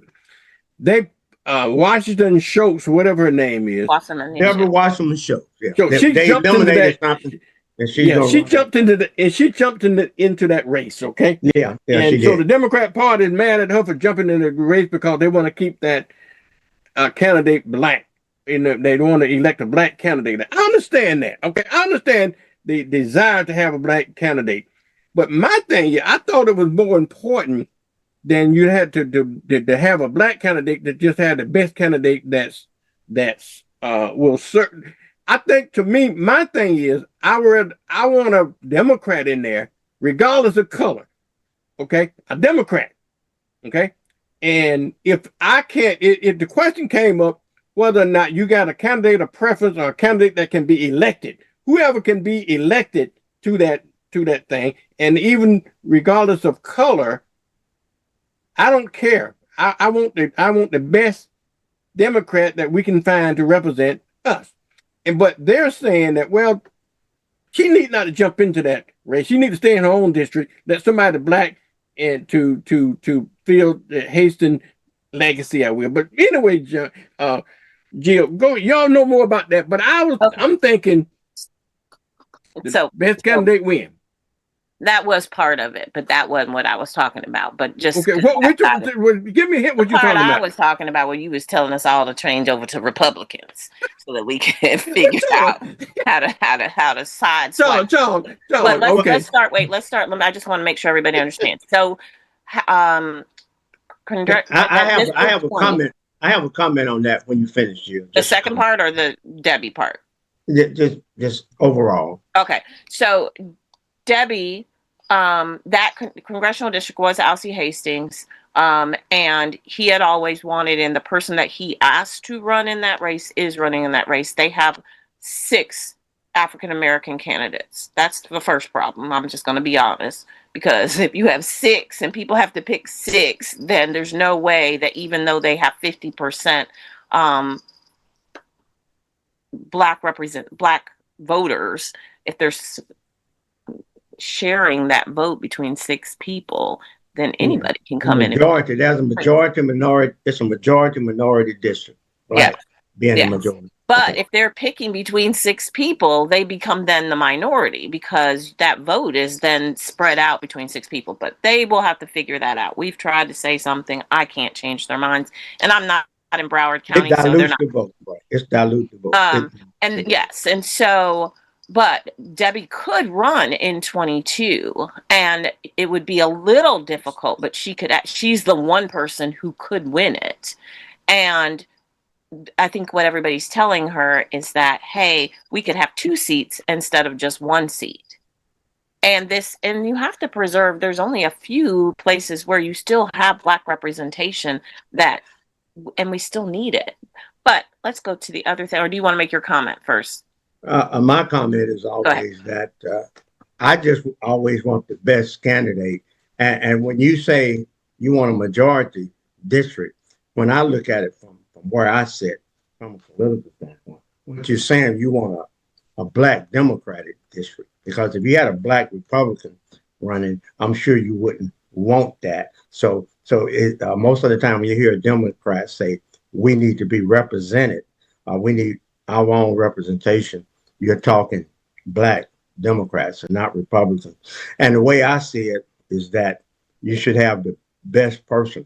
I believe a black person should and could be able to run wide, even in an open primary. And so it gets down to qualification. We need a black person on the Supreme Court.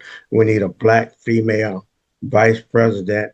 And I would myself, in the mode of Martin Luther King, folks getting mad at me because I quote him sometime, but hey, I grew up in that era, that we can compete in all areas.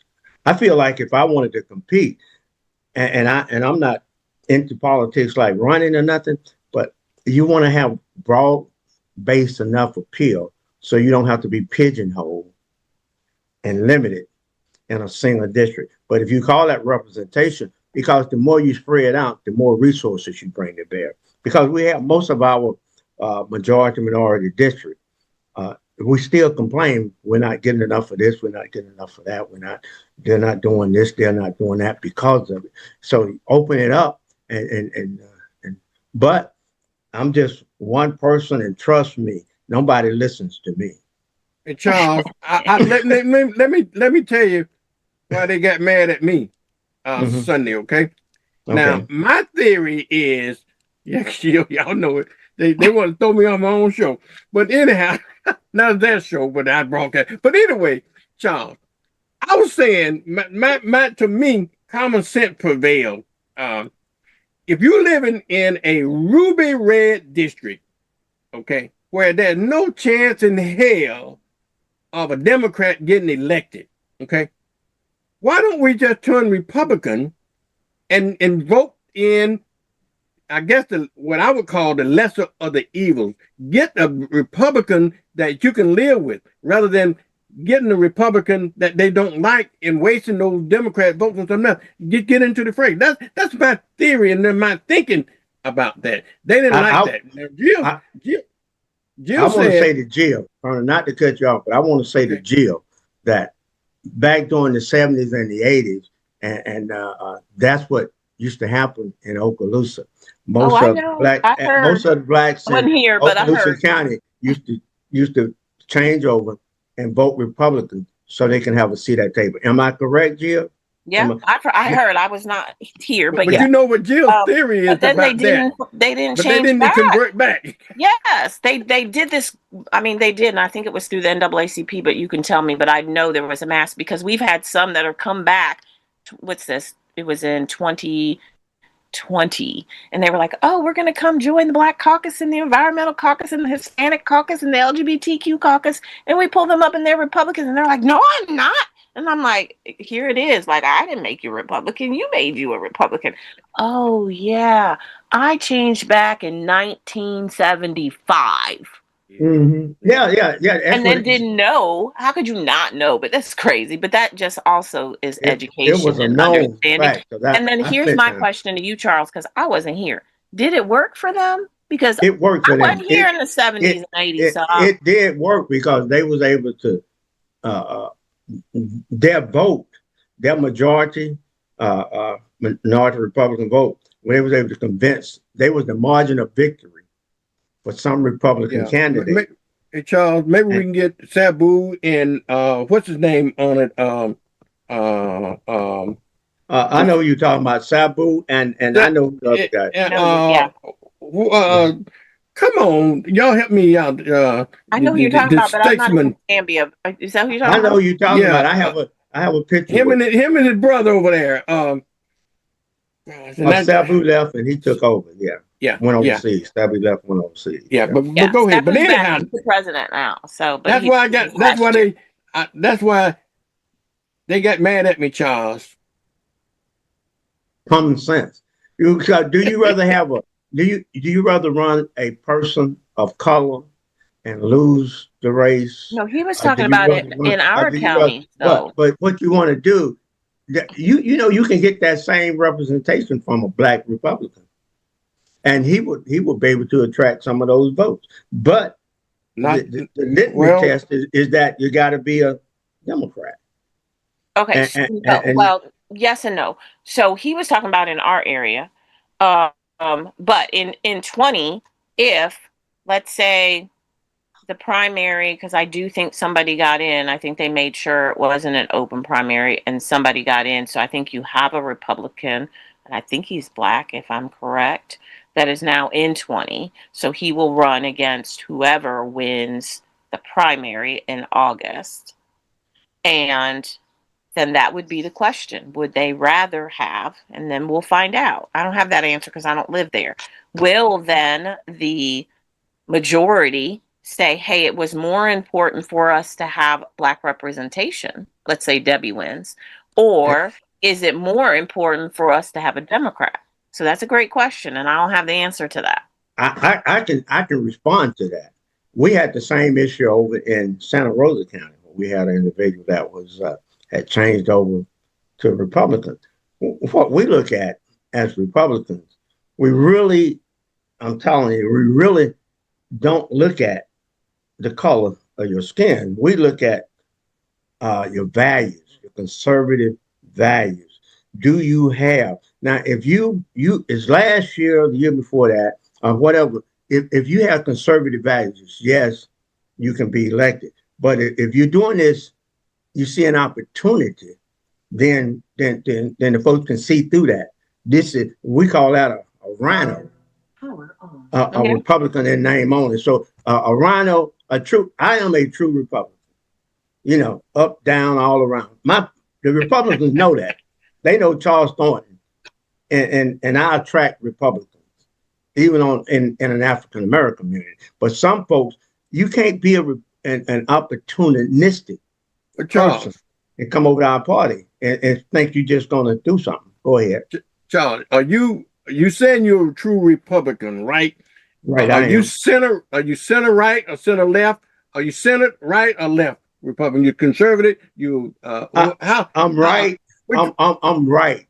I'm center right. Right. I'm not right of center. I am not right of center. I am center right.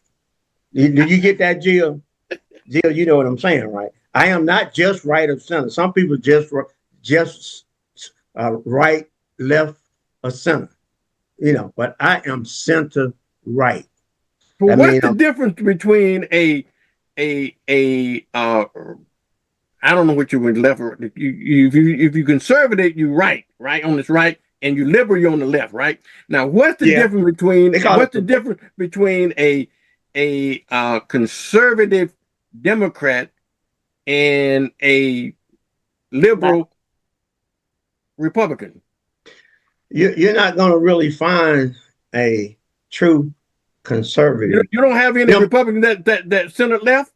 You're not going to find what you can find. You can find Democrats that are center left.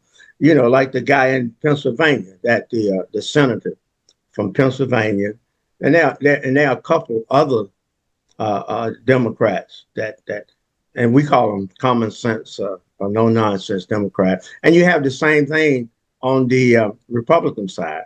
We got about 3 or 4 that we just kicked a couple of them out of office, and and hopefully we can maintain the seats in Kentucky and in Texas and a couple other places. We were not as successful getting our candidate in last night, but you cannot be a rhino if say you just a Republican in name only. You're wearing the label because you feel like that label is going to get you something that. Well, same thing in a Democrat with the Democrats. Yeah, we know. See, hey, Charles, we're gonna have to get Eric on in just a second here. But that's what Jill and they're trying to label me as a Dino. We didn't label him as anything. We Democrat in name only. Yeah, Dino. He's not a dino. That would be a dino. A dino is a dino. Okay, dino. Vernon, not a dino. But Vernon, your next cup of coffee is on me. I knew it. I tell you one thing. You just wanted free coffee. That's no. Let me tell you. I want to make this. I'm like what's his name? Said I want to make this perfectly clear. Was it Nixon? Oh. I want to make this perfectly clear. Yeah. I was born a Democrat, and I want to die a Democrat. Okay, and I don't care what you think, Jill, being a Dino or not. Dino. But I told you I'm not a Dino. So let's clarify. There's no way Vernon is he born a Democrat and he's a died Democrat and he gonna go get that coffee with Charles though for free coffee. Oh, you don't get that coffee. So I walk the fence. I walk the fence on both sides because I vote Republicans when I think there is a better Republican candidate. Okay, and I'm not ashamed of it. Mike Coulter is one of my kind of commissioner, Charles. I love Mike Coulter. He's Republican. I vote for him. Chip Simmons. I vote for Chip Simmons because I think these people and they served them. They have served us right. They're both straight up. They serve both communities well and everything. So I don't see Robert Bender is the same way. Robert Bender is the same way. Robert Bender is the same way. You know, I would love, I'll be honest with you, we had some black candidates that ran for office, which I would love to have been elected. But we know, I'm a realist. I know that they couldn't be elected. Okay, they couldn't be elected because that's just not enough support. So I'm of the opinion. Let's get the lesser of the evil, so to speak. Now, not saying that these evil, but the ones I did vote for really I thought I made a good choice because they're serving our interests. I like Lumen May. I like Lumen. I can't donate to him. I can't donate to him, and I'm not gonna take no pictures. I'm not gonna take no pictures. You can get the enormous donation, Charles. You can get it to me. I sign it to him. I won't tell him you. No, you. I won't tell you. I won't tell the Republican Party. Only way to keep a secret, Jill, is keep it to yourself. Don't tell nobody. I can't do none of that because of my position in the party. But I consider him my friend, and I give him words of encouragement. And before I got so deep into the party, I would do some. I like Lumen because he has our best interest. But if I could find a Republican that was good as Lumen May, I'll give him a good look because that's a Republican. But I don't have one. You got to look at your options and your alternatives where you can get the most bang for your buck and for your people. That's what you got to look at. Listen to y'all anyway. Don't even get me started. I'm in Okaloosa, so I'm gonna stay in Okaloosa. You see, I like Lumen as a person. Come on, Gio. Really do. I like watching. Lumen as a person, but I would say this: there are times, and this is too fabulous, Lumen May, that you could abstain. The word is abstain. You don't have to go along with, and then come back and be like, "Well, I didn't agree." That's what I like with it. But you got to be real. You're supposed to be real to yourself. If You didn't agree. I don't need your lip service to tell me you didn't agree. I need your actions to say you didn't agree. And abstaining is not going to stop the process because it's But Jill, this is a whole new conversation. We got to get Eric in. Okay, But this is a whole new conversation. Listen, hold up a minute. But that's a whole new conversation, okay? I think I hear what you're saying, but sometimes when we elect people into office, we're not electing them to vote their conscience. I don't care what they say. We elected them to vote the conscience of the constituency, even though I might feel one way about a subject, okay? But I shouldn't vote my conscience because I feel this way. I wasn't elected myself. The people elected me. So if my constituency says that I should vote one way, contrary to why I feel, I should vote the constituency way because that's who I represent. And I'm finding that a lot of times in Washington and everywhere else, people voting their own personal interest over the will of the people. Okay? That is correct. In this instance that I'm talking about, the will of the people was for you to say no.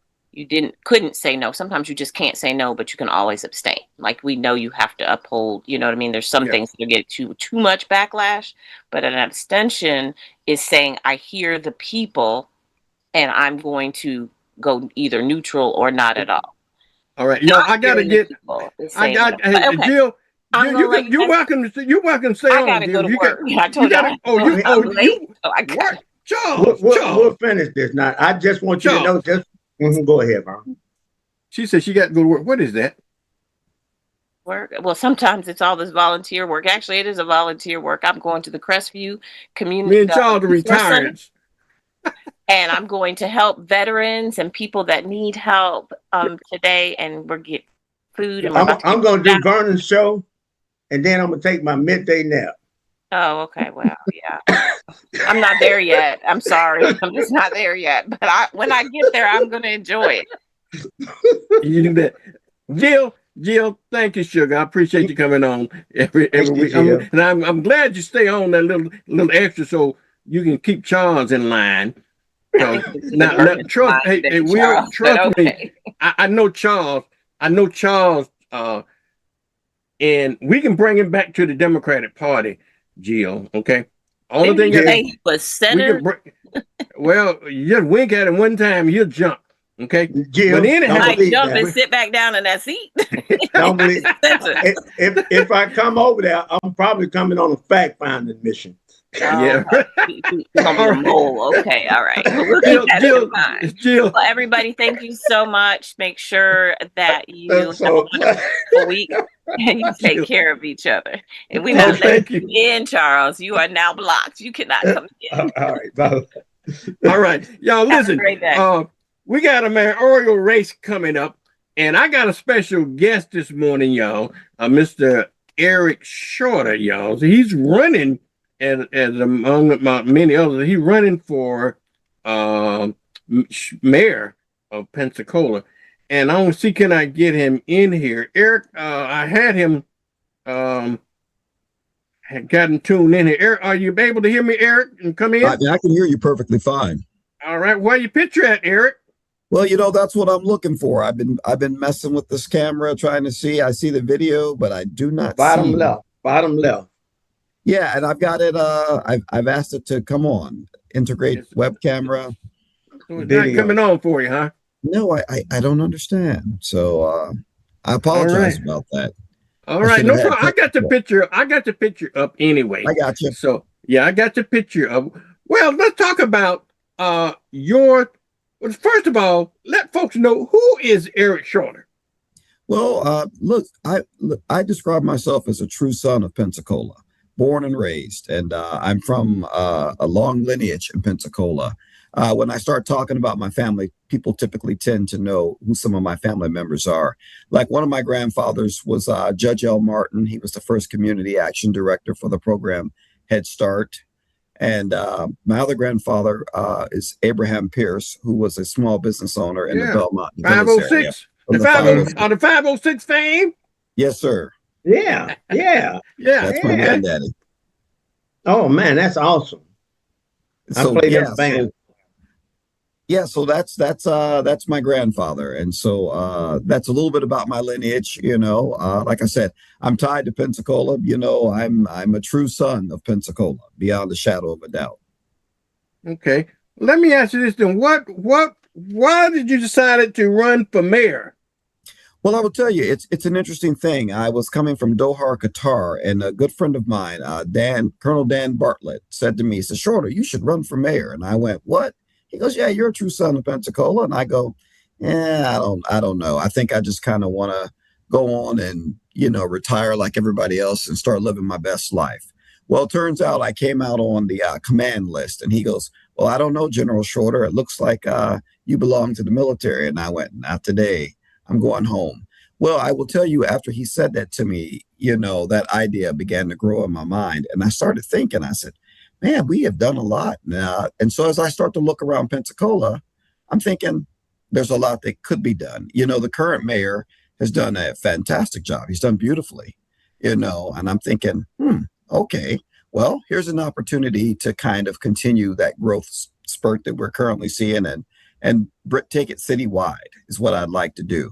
I think that with my current with my vision, my experience, and the knowledge that I've got and the leadership, we can truly put Pensacola on the map. Okay. Eric, I have not heard about your campaign. This is my first time knowing that you are running for mayor. Is that by design? Are you waiting? Do you have any type of campaign going on as far as getting the information out to the citizens of Pensacola? Well, sir, I will tell you, your name has come up to me several times. I was supposed to be speaking with you.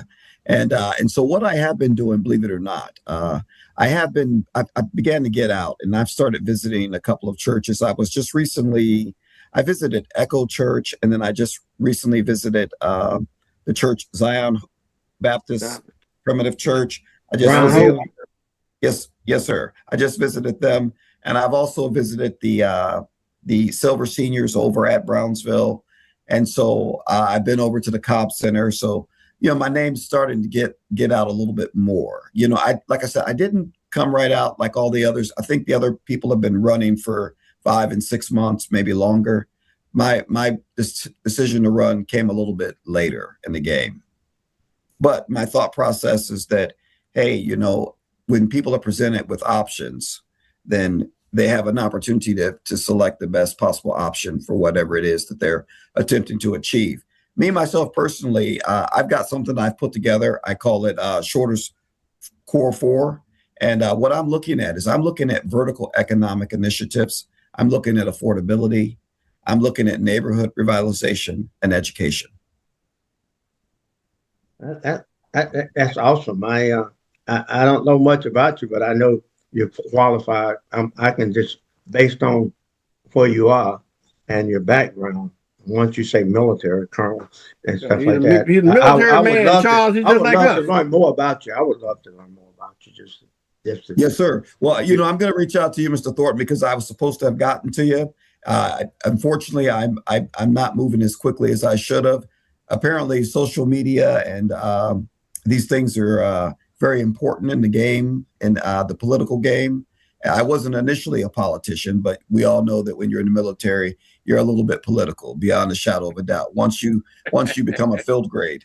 So I will tell you something about my vertical economic initiatives. I had an opportunity to visit the port, and I visited with the gentleman there, the director, Lance Scott, former 2-star admiral, rear admiral. I had a chance to visit with him, and myself and Colonel Dan Bartlett.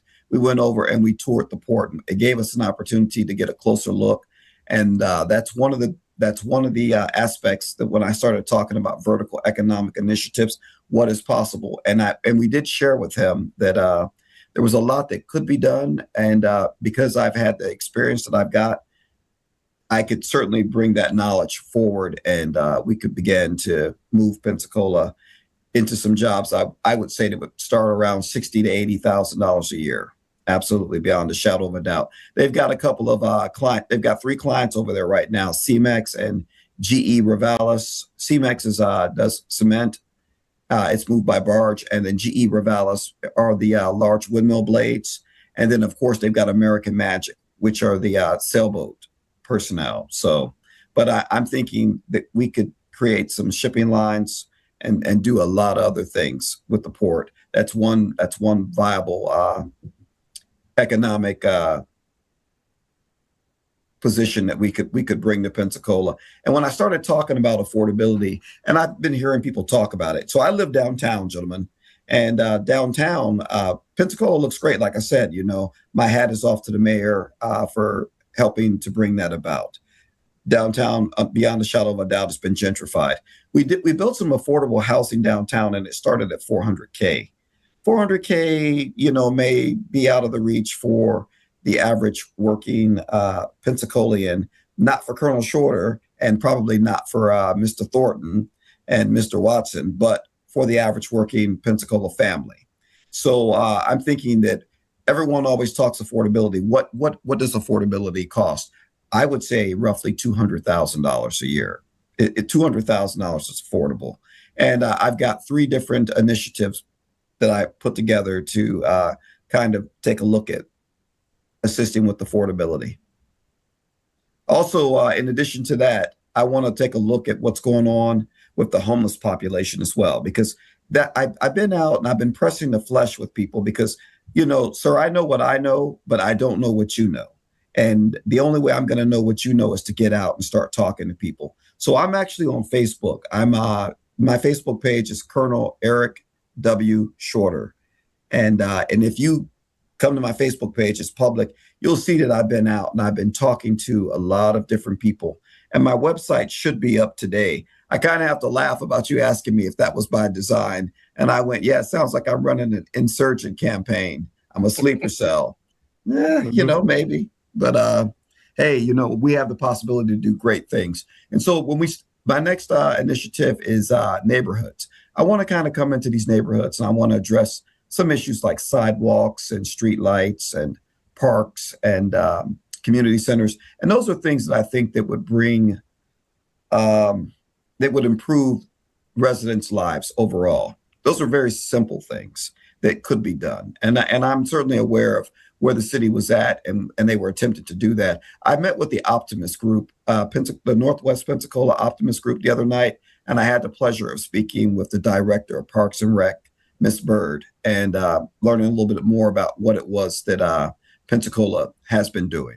And then, of course, when we get to education, which is my fourth initiative, I've been thinking about this. You get a lot of students that are graduating, and if you all have raised sons or daughters, and you know whether or not your son or your daughter is going to go to college. And sometimes you may have a son and you're thinking, my God, can I just get this young man through school without him killing somebody or having a child? But so I'm thinking, when they graduate, why shouldn't they graduate and be an HVAC technician or a welder or a plumber? Something of that nature. We can certainly do that. So I've been looking at programs in other schools in order to implement that and make that possible. But let me quit talking so you gentlemen can get a word in. I'm a colonel. You know how that goes. I will talk to you. One thing I can say is that I look forward to learning more about you and your campaign. City of Pensacola mayor is a nonpartisan position. So what you're probably going to need to do, you're probably going to need to talk to, you don't have to look at party. You talk to the Democrats as well as the Republicans. Not only, and so that means you would actually you get a chance to, I don't know your political persuasion, and you don't have to tell me that on air, but you probably want to talk to Derek Scott as well. He's the president. He's the chairman of the Democratic Party. Myself, I'm the vice chairman of the Escambia County Republican Party. So, but your race is a nonpartisan race, and I know. So, but anyway, if we get to talk offline, we can talk offline. I'm always open for a listening tour, and then once I do the listening tour, then we see is there a gray area where we can collaborate, and that's with all the candidates. It's just that as the vice chair, there are certain things. The Republican Party, there are certain things I don't do, but you're fortunate enough to be in a nonpartisan seat. Yes, sir. Well, I will tell you, this gentleman, Derek Scott, I went to a meeting with the AKAs, had a nonpartisan event just recently, and I attended that. And that gentleman, Derek Scott, was there, and he asked me to be part of a panel that he's got coming up on the 13th of June. And I have committed to do that. So I will get an opportunity to come over and speak with those gentlemen. And there was a young lady by the name of Cindy Martin who wanted me to speak with you as well. And so, absolutely. So, sir, you are on my list. So, okay. So Vernon has my number. I can give it to you if you want to write it down now. Yes, sir. Absolutely. Okay. My number is 850-346-0231. Yes, sir. You can certainly expect a call from me today. Beyond a shadow of a doubt. Is a good candidate for the Thornton Review. Yeah. I have a podcast. I don't know whether you ever heard of it, but it's called the Thornton Review. And Vernon runs it on his TV station. It's been around a while, and you are a good candidate for it. So, but we can talk about that. It's a just like WBQP, it's well it's recognized, and folks in Pensacola know about it. The Thornton Review, you can go to thorntonreview.com. It's on. We're all over Vimeo. We're on YouTube and all that. I have someone that runs that for me, but we'll talk about all of that. We'll talk about all that when you call me. Yes, sir. Well, I certainly look forward to being having a conversation with you and being on the Thornton Review. Like I said, Pensacola is a wonderful town, and I'm absolutely certain, beyond a shadow of a doubt, I've got the vision and the experience to make a difference. Like I said, the current mayor has done beautifully, but with the knowledge that I have, we can certainly move Pensacola forward and do things for all of the citizens across the board. Which school did you attend while you was here? I'm a graduate from Pine Forest High School. Okay, very good. Pine Forest High School. Yes, sir. Yeah. Hey, Charles. Go ahead, Eric. Oh, I lived in Washington's district, but I decided I wanted to attend Pine Forest High School. So there you are. So yeah, I mean, look, you got some questions for me, gentlemen. Please fire away. I just want to say that when I was coming up, I started a band, co-founder of a band called the Soul Roars, and we played around Pensacola. And we used to play at your granddaddy's club as well. At the 506. Yeah, we played at the 506. Hey, Charles, I played at the 506 too, but in a different format. And I got played many times at 506. Yeah. You was an observer. Hey, look, I tell you, clearly that 506 must have had some serious stuff going on. I hear people talk about that Savoy Ballroom, and one of my relatives is still from that era, is still alive. It's my Aunt Carly. She's 92, and of course I was at the event. I was at the Cop Center, and I showed her picture. And I will be darned if all of the people did not know her, because she attended 6th Avenue Baptist Church, and so I'm like, yeah, she's still alive and kicking, and that's my girl. So I go by and see what she's doing. So, yeah, you have good lineage, historical heritage, and you just have to, like I tell all individuals, candidates, just got to get the word out. And yes, sir. Where you came from, and you've done a lot between the time that you came from here and where you are now. Your journey pretty much speaks for itself, and you've gained a lot through that, because it's my first time here. I'm excited to hear about your candidate. That's just because I'm excited for Pensacola. It's not a disclaimer on any other candidate, but what we need more people in the race who have the ability, content, and has all that stuff. And you good addition to the race. Yes, sir. Hey, Charles, let me ask you this question. is, because you more politically astute than I am, and Eric, you probably know the answer to this question too.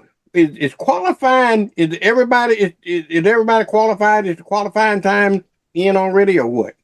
Well, we have up to the 26th of this month to actually qualify, and a majority of people have gone around and collected signatures in order to decrease the amount of money that might be due with respect to qualification.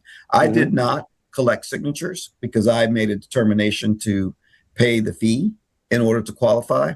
And, you know, I can only smile because Mr. Thornton started hitting the nails on the head when he said, I hadn't heard about you. And, you know, is that by design? You know, I mean, like I said, I've been out. I've seen the AKAs. I've been over to Echo Church, fantastic church, meeting with those people. I've been meeting, like I said, I met the park director.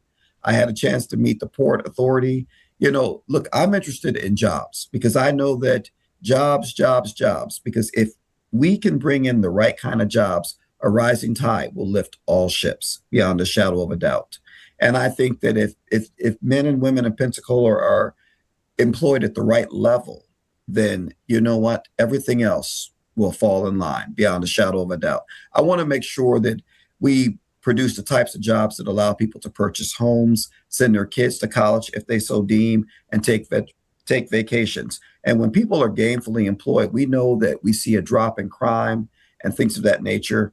You know, I had an opportunity to meet Eric Winstrom, the new chief of police. Once you all go on my Facebook page, Colonel Eric W. Shorter, you'll see that I've been out and about with, I would have to say, who's who in the zoo, because there are some things that we need to know in order to begin to properly move forward. And have you had an opportunity to look at your precincts and have you broken them down and identified them? You know, Sir, yes, sir. Yes, sir. I've got all that information, and in fact, it's really interesting. I'm currently 55 years old myself, and so some of the people that I know are a little bit older, and so as I put together my ground game, you know, it requires a younger force for the door knocking and flyer handout, things of that nature. So I began to assemble that team. But it's interesting, as I began to kind of get out there, it was my understanding that there's a buzz about me in the community. And I ran into a couple of other business owners that I knew. And one of them happened to have the name of a friend of mine. And I asked him, and he goes, "Oh, I'm his uncle." And you know, and they're like, "Yeah, we've heard of you." And I've been a little bit surprised about the people that knew me, as well as the gentleman from the Optimist Club. I walk every day downtown, you know, out there on Main Street, and they're like, "Oh, that's him. He's running for mayor." And of course, all the people from American Airlines know me too, because I fly constantly. So, but it's one of those things. But we can do wonderful things with Pensacola. Let me tell you, I've got some great ideas, and I will tell you this. I was telling people that we're not going to spend money that we don't have, and we're going to be accountable and responsible to the people that would, if they so choose to elect me. We're going to do what they want to do, not necessarily what I personally feel. We're gonna move toward making their lives better, because there's an expectation that they've set forward, and we're going to do that. That's how I would operate. I believe in servant leadership. You know, it's not about, you know, buying me a car or buying me a house. It's about me, you know, serving the public. And when I say me, I really mean we. So there's different types of management approach. I believe in participatory leadership. I think that anything that I want to do, I think that we need to have a conversation with the public on some things before we move forward. You know, there's been a lot of buzz with respect to these data centers. There's been a lot of buzz with respect to the opioid crisis and things of that nature. So I think a conversation needs to be had. And I would certainly be open to having a conversation. And so I've been attending the city council meetings as well. So I'm out there, Mr. Thornton. I just hadn't gotten to you yet or seen you, but I'm on your radar now. Right. And you want to pay close attention to your voters, particularly your A+ voters. What that mean, Charles? A+ voters. Please, Eric knows elaborate. Huh? Your A+ voters. Yeah, well, I want to know what's the name. I must be a D- voter, Charles. What's an A+ voter? Hey, we're going to school here. Hey, Charles, you rated the same way about being a Christian. Some folks saying they are A+ Christian. I consider myself a C- Christian. So, am I a D- voter? So, what's an A+ voter, Charles? Well, everybody in Pensacola knows Charles Thornton is just an average guy. I'm C. I graduated. Thank you, Lordy. I made it through the university, made it through everything, and I only thing I do, Eric, is surround myself with smart people. Yes, sir. Hey, they gotta listen, be. If you're gonna come around me, you got to be smarter than me. hey, Mr. Thornton, listen, I'm a firm believer. If you're the smartest man in the group or the room, it's time to leave. Time to leave. Yeah. I have a lot of smart people around me, but they say, how you do that? Oh yeah, you know. But anyway, Vernon know what I'm talking about, right, Vernon? Yeah, I know exactly what you mean, Charles. All right, about time is about up, but Eric, I'm going to give you a last opportunity to sum up anything that you want folks to know about you and your run for mayor and your initiatives here. Well, I appreciate the opportunity to come on your show, Mr. Vernon, and the opportunity to speak with Mr. Thornton. I will say to the residents of Pensacola, we have an opportunity. We actually have an opportunity right now. And I will tell you that we all know that you're only as smart as the people that are surrounding you. And with that being said, you know, I'm a colonel. I'm Colonel Eric W. Shorter. Good friend of mine is over there, and we've been looking at this problem. His name is Colonel Dan Bartlett. And there's another friend of mine named Colonel Tracy McMillian and Colonel Wes Norman. We have been looking at these. We have been looking at what Pensacola needs and how to solve those problems. Someone asked me the other day, you know, what are you all doing? And I was speaking at the nonpartisan event for the AKAs. And I told them we have been up since 5 this morning working on economic initiatives and things that were possible for Pensacola and things that may be organic. And I will tell you that I stay up late at night now thinking about how do I make the lives of the residents of Pensacola better? And that is the truth. I stay up at night now and I'm just like, okay, I'm clearly interested. And like I said, we now have an opportunity. I'm not bought or paid for by anybody. I'm only interested in making sure that the people of Pensacola are good. I tell people all the time, I live downtown, I'm good, but I want you good too. So vote for Eric W. Shorter. I appreciate your time, gentlemen. All right, thank you. Charles, you got anything else for Eric? Eric, I'll tell you what, it's nice meeting you. I reached out to Eric the other day and he responded. I want to, because just like in all the candidates, in all fairness, I want to give everybody an opportunity that's running. I think we deserve to hear from all of the candidates and so they can make their best informed choice. And but Eric, I thank you for exercising your civic duty for reaching out to be. Wouldn't it be great if we had a black mayor in Pensacola, Charles? I'm going to vote for Eric because of his qualifications from it. I look at him and I look at the other folks running, and I think it would just be nice to have. Charles, you know you're talking like a politician. You know you don't live in the city now. But you make a good point. We can't deny the fact that he's an African American. He's a black man. But I'm looking at his resume and comparing it to others' resume. Now just and all things being equal, I think he floats. He's very competitive. He's very competitive. You know. And I know some folks. I'm a realist, child. I'm a realist. I understand what just your point is, and that was my point the other day in our other show, in our debate where we had early this morning, when we had our Sunday night show on our voices. We can, in my opinion, is that you should vote over the qualifications. I want to make sure, because I'm a Democrat, I want to make sure a Democrat win, but I want the best Democratic to win, regardless of color, right? And so that was your point. Now. But somebody asked me in 2008, you voted for Barack Obama because he's black? Hell yeah, I did. I didn't know much about Barack Obama, but but it turned out my selection was good. I made a good choice, but I wanted to see a black president. But every once in time the way I would, Vernon, not to cut you off, but the way I would say it is that Eric is a very qualified, good track record. He didn't get to be a colonel. He didn't get to be a colonel for no reason, Charles. That's like Vernon Watson. You're a good television station owner who just happened to be black. I'm vice chair of Escambia County Party. I'm qualified. I know how to do the job. I just happen to be that. I'm not going to put my race on the front end. I'm going to put that who just happened to be. I can't change that. But it's what you bring to the table. Mr. Thornton, thank you. Thank you for that. Yes. Thank you, sir. Yeah. All right, gentlemen, there's anything else before we would say in church? Is there anything else for the good of the order? Nope. Just gentlemen, thank you all for the opportunity. Colonel Eric W. Shorter, I'm on Facebook, and like I said, my website will be up today. And Mr. Thornton, I look forward to talking to you, sir. Thank you so much, Eric. Yeah, Eric, Charles, I've been knowing Charles for a long time. He's good. I don't care what they say about him.